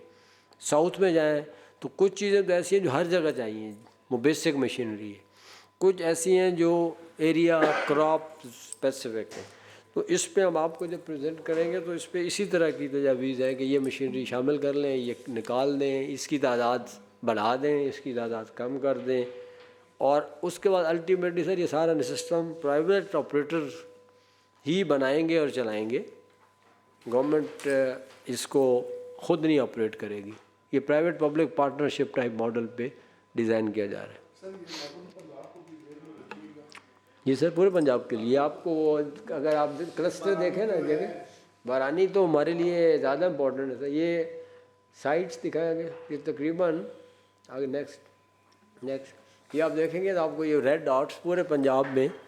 कोशिश ये है कि तकरीबन ये पायलट में हर जगह पर ये नॉर्थ टू साउथ इसकी प्रेजेंस हो, ये ना लगे कि एक डिवीजन में है और एक बिल्कुल ही नहीं है। तो स्टार्ट में अब बारानी की एग्रीकल्चर की नेचर डिफरेंट है। आपके यहाँ ओलिव है, आपके यहाँ पीनट्स हैं, आपके यहाँ वहाँ पर अब हाई वैल्यू एग्रीकल्चर ज़्यादा आ रही है। बल्कि सर मैं सबमिट करूँगा, अभी हम आपके साथ हैं।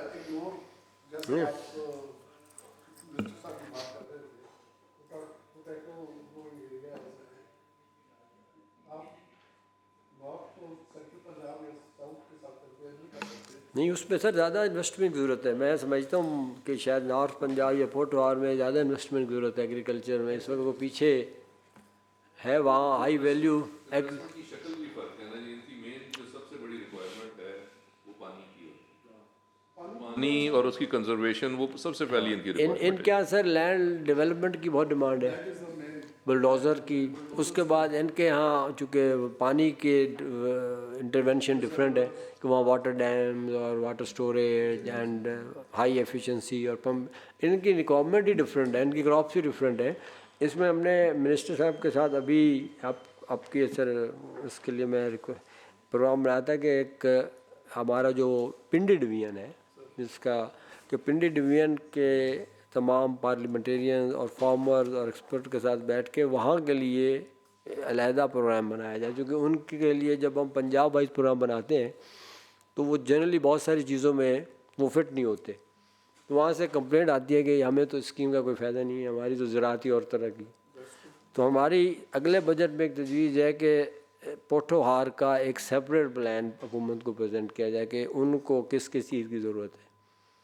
जो वहाँ पर अभी जैसे उनके यहाँ बहुत सारी इसमें अभी सोलराइजेशन वहाँ नहीं है, सोलराइजेशन ट्यूबवेल नहीं है, बहुत सारी जगह पे उनके ट्रैक्टर की इतनी डिमांड नहीं है। अब मरी का भी ट्रैक्टर का कोटा है, तो उनकी डिमांड और ज़रूरियात डिफरेंट है, मशीनरी के डिफरेंट है, तो वो हम बिल्कुल कर रहे हैं सर इंशाल्लाह।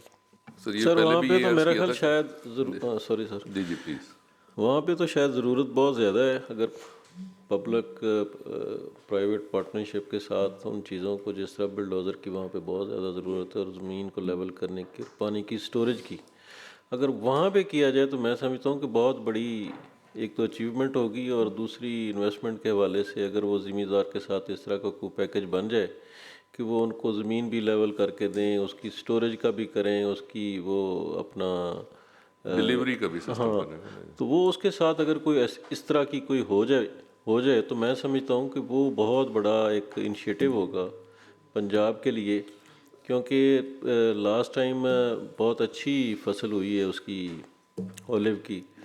तो इस तरह की चीज़ें अगर वहाँ पे इंट्रोड्यूस करवाई जाएं और वहाँ पे इनिशिएटिव इस तरह का लिया जाए तो मैं समझता हूँ कि वो बड़ी कामयाबी होगी। सर वो मैं पहले यही अर्ज़ की थी कि ग्राउंड रियलिटीज़ जो है ना उनको देख के अगर हम फैसले करें तो, क्योंकि हमारे पास लिमिटेड फंड्स हैं जी बिल्कुल, रिसोर्सेज हमेशा लिमिटेड होते हैं, किसी कोई ऐसे इन्फिनिट रिसोर्सेज नहीं होते, और अगर वो रियलिटीज़ को देख के जो ज़रूरियात देखें वो फैसले किए जाएँ तो ज़्यादा मौसर होते हैं सर बिल्कुल, और वो वेल एक्सेप्टेड भी होते हैं और वेलकम भी होते हैं।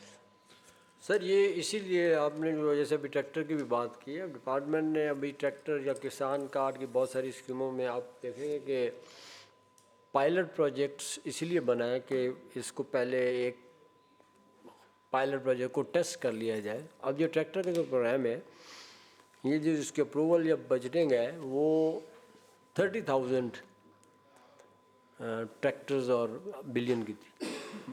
ये डिपार्टमेंट की जैसे आपने कहा कि आपको रिकमेंडेशन देनी है, डिपार्टमेंट की रिकमेंडेशन पे इसको कम करके 9,000 ट्रैक्टर तक महदूद किया गया कि 9,000 ट्रैक्टर को सिर्फ पायलट किया जाए और अभी बाकी प्रोग्राम जो है वो उसको होल्ड किया गया है।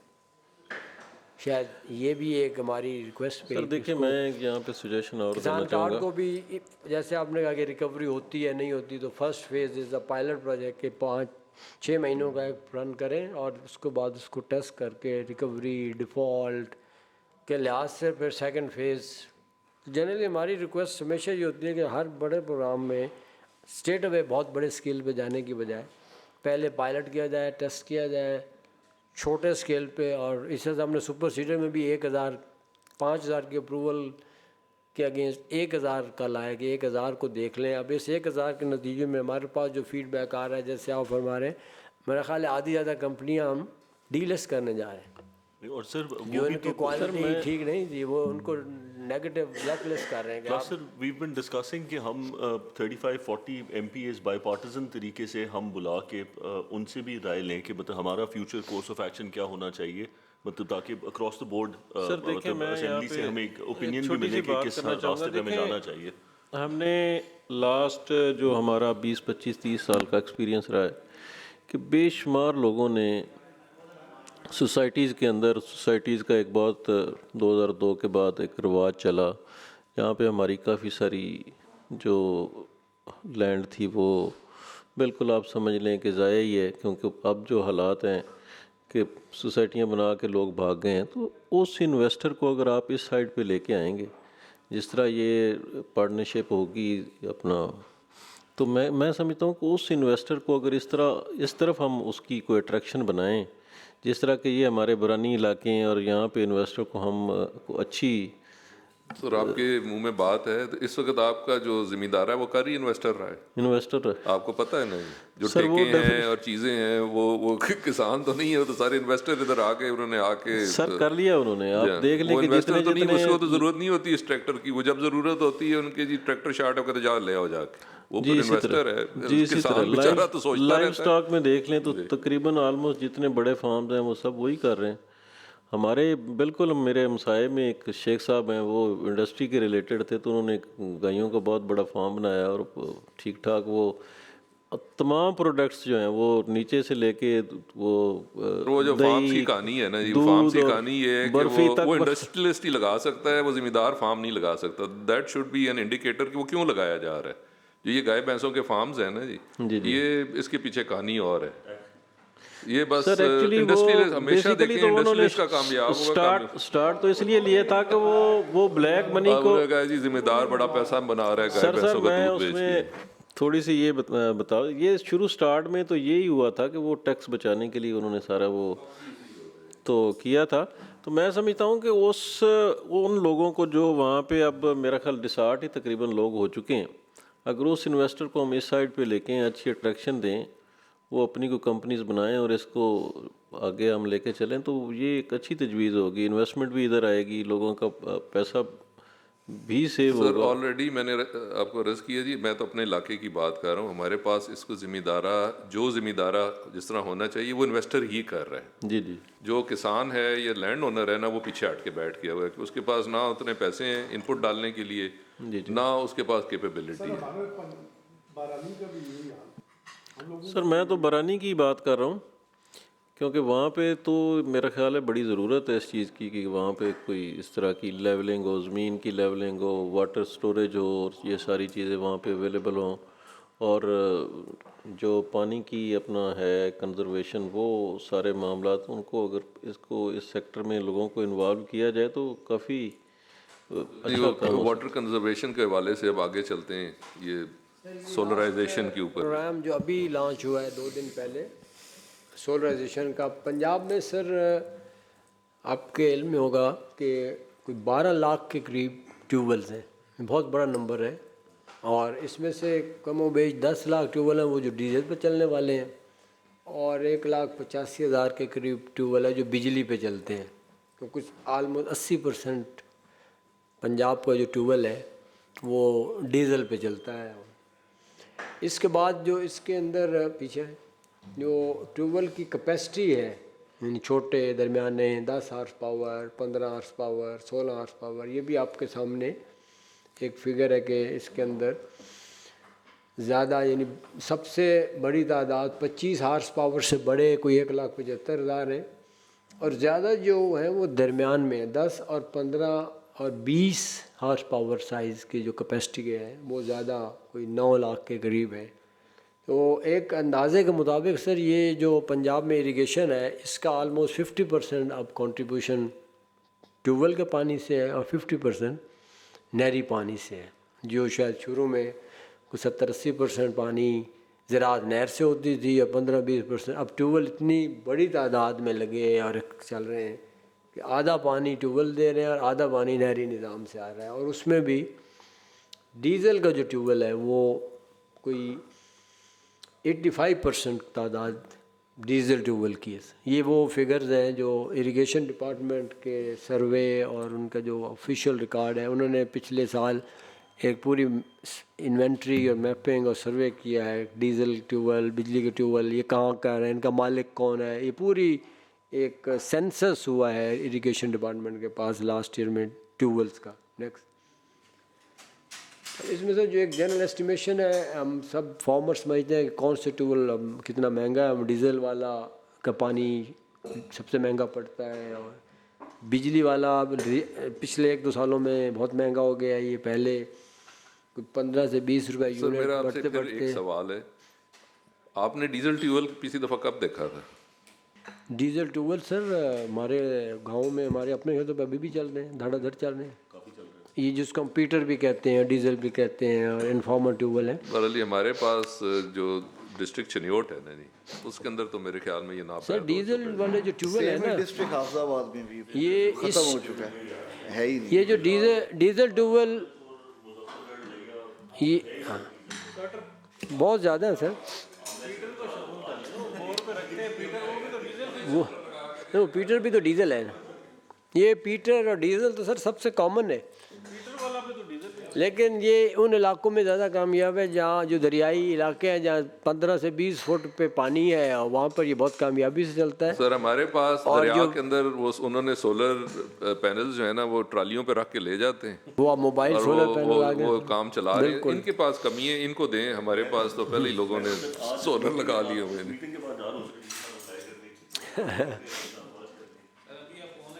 नेक्स्ट सर, इस प्रोग्राम में कोई 8000 ट्यूबवेल्स की सोलराइजेशन का एस्टीमेट है, और इसमें 50% बिजली के ट्यूबवेल होंगे, 50% डीजल ट्यूबवेल होंगे। ये भी बड़ी लॉट ऑफ डिबेट, और उसमें डीजल होना चाहिए, बिजली होनी चाहिए। फाइनल अप्रूवल ये हुई कि 50-50% हों बिजली के और डीजल के हों, और इसकी जो ओवरऑल कॉस्ट है तकरीबन 8 बिलियन के करीब सब्सिडी होगी जो गवर्नमेंट 8000 ट्यूबवेल पे। सर इसके ऊपर सॉरी अगेन इंटरप्शन, आपकी जो इरिगेशन डिपार्टमेंट है उनकी कुछ एप्रीहेंशंस हैं इस मामले के अंदर? सर इरिगेशन डिपार्टमेंट इस तमाम स्कीम का हिस्सा रहा है, और इसमें सोलराइजेशन का आपके इल्म है, सोलराइजेशन पे हर वक्त 2 डिबेट चलती हैं, एक कॉस्ट और एक वाटर टेबल की। एक इसकी कॉस्ट है जो इसका प्लस पॉइंट है कि सस्ता है और बिजली और डीजल बहुत महंगे हैं, तो एक बड़ी स्ट्रॉन्ग आर्गूमेंट है कि सोलराइजेशन करें, लोगों को सोलराइज करें, बिजली की ट्यूबवेल बहुत महंगे होंगे। अब जो दूसरा काउंटर आर्गूमेंट है वो है कि सोलराइजेशन या सस्ता पानी एक्सट्रैक्शन जो है वो आपके अंडरग्राउंड वाटर टेबल के लिए बड़ी डैमेजिंग है। ये आपके इल्म में है, ये इंडिया ऑलरेडी, इंडियन पंजाब भी इस सस्ते पानी को फेस कर चुका है। उन्होंने फ्री ट्यूबवेल करके और बिजली के इतनी एक्सट्रैक्शन हुई कि फिर अब उनको मसाइल आ रहे हैं कि पानी नीचे चला गया बहुत। तो ये बहुत सारी डिबेट हर वक्त चल रही हैं कि सोलराइजेशन होनी चाहिए या नहीं होनी चाहिए, इसके फ़ायदे क्या हैं, इसके नुकसानात क्या हैं। अगर होनी चाहिए तो फिर इसकी कोई सेफ गार्ड्स क्या हैं जिनको इम्प्लीमेंट करना बड़ा मुश्किल है कि आप कोई उसको। बहुत सारे इलाकों में मैं ख़ुद भी इसका प्रैक्टिशनर हूँ कि जहाँ वाटर टेबल ऊपर है, सोलर बड़े कामयाबी से चल रहे हैं, वहाँ ये वाटर मार्केट भी बन गई है कि आप सोलर ट्यूबवेल लगाएं और बड़ा अच्छा वो पानी बेचें। और तो अब ये जो हमारा हाइब्रिड राइस और डबल राइस क्रॉपिंग आई है इसके पीछे भी, तो ये बहुत सारी डिबेट्स हैं कि प्रोज एंड कॉन्स हैं, होना चाहिए नहीं होना चाहिए, फ़ायदे क्या है, सस्ता है बहुत अच्छी बात है, पानी ज़ाय होता है या ज़्यादा इस्तेमाल होता है वो इसका नुकसान नहीं। सर इसमें इनिशियल प्रपोज़ल में एक शराइत थी कि ये स्कीम सिर्फ उन इलाकों तक महदूद हो जहाँ पानी की गहराई 60 फुट से कम है, और अगर आपके यहाँ पानी 20 फुट पे है तो शायद आप एक्सट्रैक्शन कर सकते हैं, पर अगर आपका 70-80 फुट पे चला गया है तो उसको, लेकिन वो फिर उसको अप्रूवल के प्रोसेस में उस शर्त को अगेन वो जो पॉलिसी लेवल पे डिलीट कर दिया गया। तो हमारी कई ऐसी शराइत थी, इसमें एक कैप 12 लगाया गया कि आप हॉर्स पावर का कैप लगाया गया कि 20 किलोवाट से बड़ा ट्यूबवेल जो है, जो बड़े ट्यूबवेल्स हैं, हाई पावर ट्यूबवेल्स हैं, वो इसमें शामिल ना किए जाए। वो इसमें नहीं है, ये 20 किलोवाट और उससे छोटे ट्यूबवेल सिर्फ इस स्कीम के लिए एलिजिबल होंगे। नहीं सर, एक एप्लीकेंट एक दरख्वास्त। सर वाटर लेवल तो डेफिनेटली नीचे जा ही रहा है। हाँ, एक लेकिन एप्लीकेंट जो एक और दरख्वास्त। अलार्मिंग सिचुएशन बनी हुई है कि जितना हमारा वेस्ट का पानी है, गंदा पानी है, वो हम दरियाओं में फेंक रहे हैं, तो वो सीपेज हो के, तो वो अब जहाँ पे कोई बहुत अच्छा पानी था जिन इलाकों में, हाँ, तो वो पानी अब वहाँ पे भी हाँ नहीं पी सकते वो। सर उसका भी कोई इनके पास कोई इन्होंने वो कोई फिल्ट्रेशन उसकी कोई इस तरह का कोई मामला, क्योंकि ये फैक्ट्री ओनर जितने भी हैं सारे इसी तरह जो मर्जी गद। सर वो इतना ख़तरनाक नहीं है जो यहाँ पे ये आप देख लें, ये लाहौर के सराउंडिंग में शेखपुरा वाली साइड पे ये जितनी केमिकल मिला पानी सारा सर रावी में जा रहा है, और वो टोटल मैं कहता हूँ कि यहाँ से लेके तो हमारे फैसलाबाद तक वो तो आप तकरीबन देखें जो ऑलमोस्ट डियारा नीचे का ड्रेन है पानी रावी, जहाँ पे रावी में पड़ता है वहाँ क्या हाल है वो तो। सर स्मॉल डैम्स या मिनी डैम्स भी है आपके आपकी पोटवार के लिए स्मॉल हमने आपके पास मीटिंग के लिए है ना, मैंने और मिनिस्टर साहब ने पिंडी पोटवार डिवीजन के सारे पार्लियामेंटेरियन और जमींदारों को बुला। अच्छा इसमें सर हमारा एक ना आपके लिए अलहदा इधर से एक डेक नाला निकलता है ये शेखपुरा की साइड से, चाइना से आने के बाद ये जाके फैसलाबाद जितना रास्ते में तकरीबन सारे का सारा पानी गंदा जो वहाँ फैसलाबाद जाके वो डेक नाला दरिया में शामिल होता है। वैसे तो पीछे से भी कई शामिल हो चुके हैं, लेकिन वहाँ जाके गंदा अच्छा पानी सर एक छोटा सा सवाल है, इरिगेशन क्योंकि it is a major factor when it comes to our agriculture, तो हमारी जो ये कमेटी है कोई ऐसा कुछ हो सकता है कि हमारी उनके साथ कोई कोऑर्डिनेशन या मैं देख रहा था ये स्पीकर साहब ने एक आपकी joint committee on irrigation and agriculture का उन्होंने कहा हाँ जी ये तो थी ना जब एनवायरनमेंट पे और वाटर कंजर्वेशन पे बात हो रही थी। हाँ जी मगर ये वैसे भी क्योंकि irrigation is a major factor in our agriculture, तो वो कोई ऐसा होना चाहिए कि हमारी कोई लाइजन। हाँ जी सर मेरी इसमें रिक्वेस्ट ये होगी कि जब आप स्टैंडिंग कमेटी ऑफ एग्रीकल्चर के फोरम में बैठेंगे तो आप एग्रीकल्चर मेरी अंडरस्टैंडिंग में, और अगर बेहतर होगा इसको क्लियर कर लिया जाए कि ये एग्रीकल्चर डिपार्टमेंट की कमेटी नहीं होगी, it should be an agriculture sector committee, क्योंकि एग्रीकल्चर के जो बहुत वाइटल चीज़ें हैं वो एग्रीकल्चर डिपार्टमेंट के अंडर नहीं है। अब एग्रीकल्चर सेक्टर में से आप इरीगेशन को निकाल दें तो ज़राअत ख़त्म हो जाती है। अच्छा अब ज़राअत जो अगर आप कहेंगे उसके अलग कमेटी है, ये हमारा भी उनके साथ ये डिपार्टमेंट लेवल पे भी इरीगेशन के साथ ये एक डिबेट चलती है कि आप पानी के कस्टोडियन हैं बट पानी हमारा है, तो आपको हमें पानी देना चाहिए जब हमें ज़रूरत हो। अगर हम कहते हैं कि हमें आजकल गंदम के लिए पानी चाहिए डीजी खां में और चावल के लिए, तो आपके नहीं मैंने तो गन्ने वालों को देना है, और गवर्नमेंट समझे कि मेरी प्रायोरिटी तो कॉटन है तो मुझे कॉटन की नहरों में पानी दें। अच्छा फिर आपका बहुत लाइफ स्टॉक जो है वो एग्रीकल्चर का हिस्सा है, पता नहीं इसमें अलहदा है या कमेटी। अब लाइफ स्टॉक जो है वो एग्रीकल्चर सेक्टर का 60% है और क्रॉप सेक्टर उसका छोटा हिस्सा बन गया। फिर आपने अभी गन्ने की बात की, अब गन्ने के तमाम मामलात फार्मर भी हमारे पास आता है, अभी बात हो रही थी मिलें नहीं चल रही, कंडे लगे हुए हैं, ये हो रहा है ये हो रहा है, वो पूरा सब्जेक्ट फूड डिपार्टमेंट के पास है। अब हम भी फूड वाले को जाके आज सुबह भी मैं चीफ सेक्रेटरी से रिक्वेस्ट की और उन्होंने आज सुबह कमिश्नर और डीसी के साथ मीटिंग की कि शुगर केन के काफ़ी इशूज़ आ रहे हैं, कंडे वेट। फिर आपकी जो वीट की बात हो रही थी कि वीट की मार्केटिंग, कल को उसकी प्राइस, वो अगेन फूड का सब्जेक्ट है। तो मेरी रिक्वेस्ट तो ये होनी चाहिए कि ये एग्रीकल्चर सेक्टर की कमेटी आपको जहाँ इशू आए आप फिर फूड डिपार्टमेंट को समन करें, उनसे ब्रीफिंग लें। अगर आपको शुगर केन के इशूज़ पे या पानी के मामलात पे आप इरीगेशन को बुला सकें। ये इतने जुड़े हुए सेक्टर्स हैं, ये बड़े मतलब ये सारा मिलके तो एग्रीकल्चर बनता है जी। अब मार्केट कमेटीज़ का पूरा निज़ाम जो है मार्केटिंग का जिसका चैलेंज आता है वो प्राइस कंट्रोल डिपार्टमेंट में है। वो पहले एग्रीकल्चर के पास थी।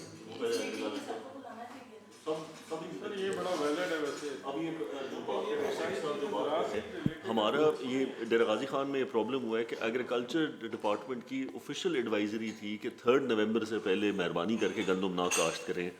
इरिगेशन डिपार्टमेंट ने 26 अक्टूबर से पानी देना शुरू कर दिया और by the time I think 10th तक सर वो गया जब था। गंदम की स्टेज आई तो पानी बंद कर गंदम दिया। काश्त करना शुरू की, irrigation was prepared to cut the water down. हाँ जिससे अभी मैं बात बीच में भूल गया था कि अभी वाटर टेबल्स की बात हो रही थी और पानी के डेप्थ और ट्यूबवेल्स की बात हो रही थी। अब जिस तरह मेरा जो चूनिया जो है ना जी, वो मेरा हल्का मेनली नहरों की टेलें हैं और वो पानी की डेप्थ जो है वो अब 70-80 फुट से नीचे है।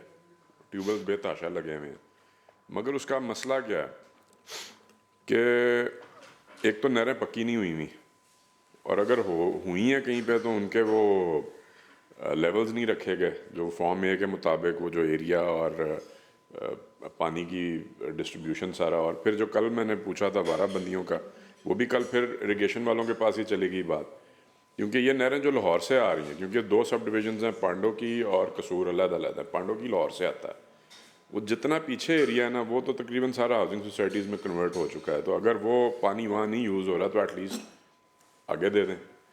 तो वो फिर एग्रीकल्चर डिपार्टमेंट का हिस्सा नहीं है वो। और ये अगर हमारी नहरें ठीक हो जाए ना, सेंट्रल पंजाब में तो मुझे पता है कई जगह पे नहरें ठीक हो जाएं तो हो सकता है कि हमें ये हमारे वाटर टेबल्स का इतना मसला ना बने in future. Mudhar, the beauty of our department is that we don't decide anything and we're answerable for everything.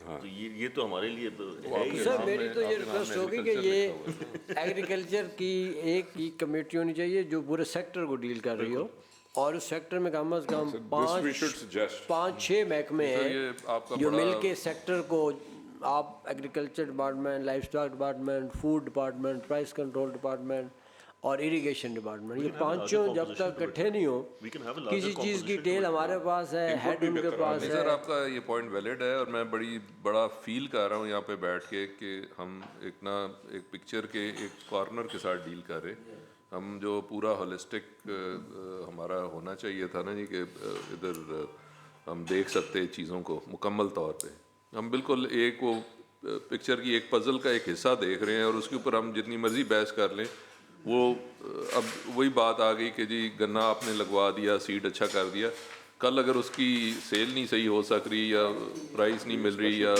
Payment नहीं हो रही, तो वो हम जो मर्ज़ी करते रहे, एंड में रिज़ल्ट तो फिर उसी तरह ही निकलेगा। तो ये आपका वैलिड पॉइंट है, और हम इसको स्पीकर साहब के आगे पेश करते हैं कि इस चीज़ के ऊपर गौर किया जाए। I think this would again be something new, और मेरे ख्याल में बड़ी पॉजिटिव बात होगी, ज़्यादा प्रोडक्टिव होगा सर, इसका ज़्यादा फ़ायदा होगा। ये चूँकि इंटर डिपार्टमेंटल कोऑर्डिनेशन भी बहुत बड़ा मसला होता है, डिपार्टमेंट्स की आपको पता है अपनी अपनी टर्फ होती है, अपने इंटरेस्ट होते हैं, तो शायद अगर इस फोरम पे सारे इकट्ठे किए जाएं, और आपके पास अगर यहाँ मिनिस्टर एग्रीकल्चर और मिनिस्टर इरिगेशन दोनों महकमों के मिनिस्टर्स और सेक्रेटरीज बैठेंगे तो चीज़ें बेहतर हल हो सकती, परफॉर्म हो सके।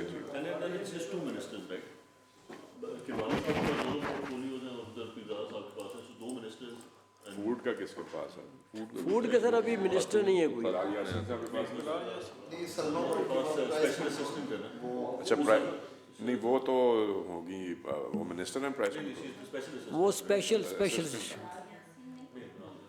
नहीं, उस महकमे का अभी वजीर कोई नहीं है सर। फूड के पहले उनके पास है पोर्टफोलियो। अब housing and urban development, but we can have a joint forum on. मैं साहू साहब का शुक्रिया अदा करना चाहता हूँ कि ये अभी तक जो भी बातें हमने की हैं, गुफ्तगू की है, मेरे ख्याल में सबसे ज़्यादा जो वैलिड पॉइंट है ना, जब तक हम ये नहीं देखेंगे कि ओवरऑल पॉलिसी ऑन एग्रीकल्चर जो है ना, वो हम उसके ऊपर रियली वी कैन नॉट, हम अपना दिमाग उसके इर्द गिर्द नहीं ला सकते जब तक हम इस चीज़ को इकट्ठा होकर नहीं देखेंगे। चलें जी, प्रोसीड करें जी फिर अपने। ये सर जो प्रोग्राम है, इसमें 3 किस्म के हॉर्स पावर के ट्यूबवेल को सब्सिडी दिया गई। 10 वाले जो सबसे छोटा होता है 10 किलोवाट, पीछे मैंने आपको उनके नंबर भी बताया सर, और 15 और 20, और सब्सिडी फिक्स है 5 लाख, 7.5 लाख और 10 लाख।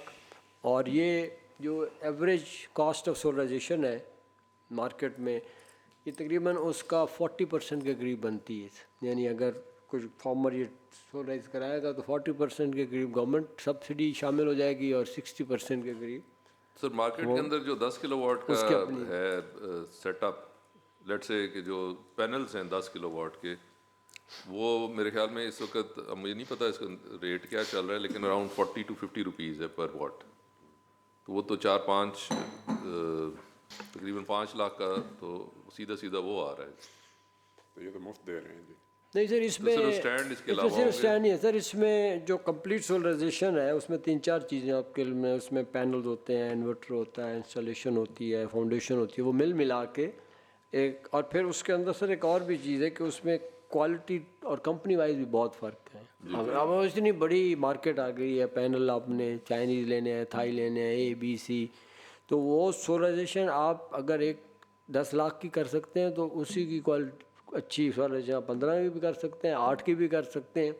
अब इसका एग्जीक्यूटिंग एजेंसी हमारा जो टेक्निकल डिपार्टमेंट है, एनर्जी डिपार्टमेंट, वो इसमें स्टैंडर्ड्स फिक्स करेगा सर, स्टैंडर्ड स्पेसिफिकेशन के कि आपका इन्वर्टर कौन सा होगा, पैनल कौन सा होगा। मार्केट में बहुत कीमतों की क्वालिटी की वेरिएशंस हैं और ओवरऑल उसको एस्टिमेट करके फिर ये अभी एक रफ़ प्राइसेस हैं, ये इस पे जब उनकी टेंडरिंग और बिडिंग होगी तो कंपनियों की कंपटीशन में जो प्राइसेस आएंगी, क्योंकि सोलर में से बहुत कंपटीशन है मार्केट में, तो हमें उम्मीद है कि वो कम आएंगी, लोअर साइड पे आएंगी और उसका भी फार्मर को बेनिफिट होगा। सोलर वायद आइटम है जो सस्ता हो रहा है दिन ब दिन। ये एक रफ़ एस्टिमेट्स हैं जो इस प्रोग्राम की कैलकुलेशन के लिए किए गए थे। नेक्स्ट। ये मुझे समझ नहीं आई कि जो रफ़ एस्टिमेट्स हैं, मिसाल तौर अगर कोई आदमी एक लगवाना चाहता है 10 किलोवाट का सिस्टम, वो किस तरह उसका सर शेयर गवर्नमेंट से सब्सिडी क्या होगी और इसका प्रोसीजर ये है सर कि अभी इसके लिए एप्लीकेशन स्टेप 1 ये है कि एप्लीकेशन मांग ली गई। अब ऑनलाइन एप्लीकेशंस हैं, परसों हमने शुरू किए हैं, अभी तक 25,000 2 दिन में एप्लीकेशंस आई हैं ऑनलाइन, 25,000 फार्मर्स ने अप्लाई किए। तो 31 दिसंबर आखिरी तारीख़ है अप्लाई करने की।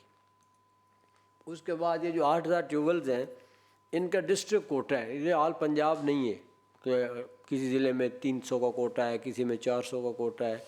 तो हर ज़िले के कोटे के अगेंस्ट उस ज़िले के फार्मर्स की कुरानंदाजी होगी, उस ज़िले के लोग अपने ही कोटे में कम्पीट करेंगे।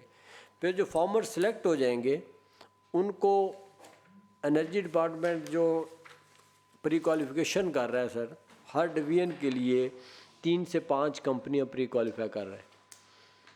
तो वो सिलेक्टेड फार्मर उन कंपनियों में से जिस कंपनी को सिलेक्ट करेगा उस कंपनी को अपने वो ट्यूबवेल का विज़िट करके उसका सोलराइजेशन का डिज़ाइन और एस्टीमेट बनाएगी। ये आपका ट्यूबवेल की सोलराइजेशन कॉस्ट 10 लाख है या 12 लाख है या 15 लाख है, इस कैटेगरी के अंदर रहते हुए सर इनका जो कंसल्टेंट है नेस्पार्क वो उसको अप्रूव करेगा। उसके बाद वो कंपनी उसकी सोलराइजेशन करेगी और अगर उसका बिल जैसे 10 लाख वाला है या 12 किलोवाट का है, उसका जो फाइनल बिल होगा या कॉस्ट होगी सर, उसमें से गवर्नमेंट अपना फ़िक्स शेयर देगी और रिमेनिंग जो है वो फार्मर देगा। अगर उसका 15 लाख का खर्चा है और हुकूमत ने उसको सब्सिडी देनी है 10 लाख, तो 10 लाख हुकूमत देगी, 5 लाख वो देंगे। तो ये सोलराइजेशन में सर एक कैच ये भी है कि बिजली और डीजल के ट्यूबवेल की सोलराइजेशन कॉस्ट भी डिफरेंट होती, साइट स्पेसिफिक सोलराइजेशन है, इसलिए सब्सिडी को फिक्स कर दिया गया और फार्मर शेयर जो है उसको ओपन कर दिया गया। तो डीजल वाले के अंदर आपको मोटर लगानी पड़ती है, उसमें मोटर लगानी पड़ती है सर। बिजली वाले में स्टेट पे पैनल लगाया, इन्वर्टर लगाया और सोलराइज कर दिया, तो डीजल वाले की कॉस्ट ज़्यादा होगी। तो इसलिए सब्सिडी इज़ फिक्स्ड। डीजल वाले को अपनी सोलराइजेशन के लिए शायद बिजली वाले से 1.5-2 लाख ज़्यादा देना पड़े, बिजली वालों को कम देना पड़े। ये ओवरऑल डिज़ाइन यस ठीक। ये सर आपकी 3 मेजर इनिशिएटिव हमने आपके सामने प्रेजेंट किए जो आज आपकी डायरेक्शन थी सर। हर हुकूमत की कोशिश होती है कि वो अपने लोगों की बेहतरी के लिए, लोगों की फलाह के लिए मैक्सिमम काम कर सके और मकसद भी यही होता है कि सर्विस टू द पीपल। और बहरहाल ये हमारे ज़िम्मे होता है कि हम जो भी इनिशिएटिव लें, जो भी इंटरवेंशन करें, वो ज़्यादा से ज़्यादा मौसर हो और उसके ऊपर जो है ओवरसाइट के क्या जो मकासद हैं वो सही तरह हम अपने हदफ अचीव कर रहे हैं, जमा जो भी इंटरवेंशन कर रहे हैं कि उसके ऊपर जो है नुकसान ना हो रहा हो हुकूमत का, वो चीज़ें जो है वो आवाम तक पहुंच सके। उन्हीं का पैसा है, हम उन्हीं के हमारे पास इमानत है और हमने वो इमानत वापस करनी होती है और बेस्ट तरीके से वापस करनी होती है। और बहुत सारी प्रायोरिटीज़ होती हैं, चीज़ें होती हैं, हुकूमत जो है वो सिलेक्टेड एरियाज़ को ही देख सकती है एट अ टाइम। तो इंशाल्लाह ताला जिस उम्मीद के साथ और जिस सोच के साथ भी ये इंटरवेंशंस की जा रहे हैं, हम उम्मीद करते हैं कि हम वो अपने टारगेट्स अचीव कर सकें। तो मैं आपका शुक्रिया अदा करता हूँ और फर्दर मैं ये रिक्वेस्ट करना चाहता हूँ कि हमारी जो है हमारा फर्दर जो है एग्रीकल्चर के अंदर वो हम बजट को स्टडी करना चाहते हैं। तो उस सिलसिले में मेरे ख्याल में हम जैसे ही 6 महीने का पीरियड कंप्लीट होता है, क्योंकि हमें अलाउड है कि हम 2 दफ़ा साल में जो है वो बजट्स को देख सकते हैं। तो जैसे ही 6 महीने का मेरे ख्याल में आफ्टर दिसंबर जो है जनवरी के अंदर जो है वो हम आपको तकलीफ़ देंगे कि हमें बजट के ऊपर प्रेजेंटेशन दी जाए कि क्या बजट था, स्पेंडिंग क्या हुई है और उसका इस वक्त जो है ओवरऑल क्या चल रहा है। तो वो इंशाल्लाह ताला फिर हम आपको मेरे ख्याल में जनवरी के अंदर करेंगे इन जनवरी दी। सर बहुत मेहरबानी है जी सर, बहुत शुक्रिया अदा करता हूँ अपने मेम्बरान का, मेरे कोलीग्स हैं उनकी शमूलियत, उनका इंटरेस्ट और इंशाल्लाह ताला जो है हम ये सिलसिला जारी रखेंगे। बड़ी मेहरबानी है, शुक्रिया जी।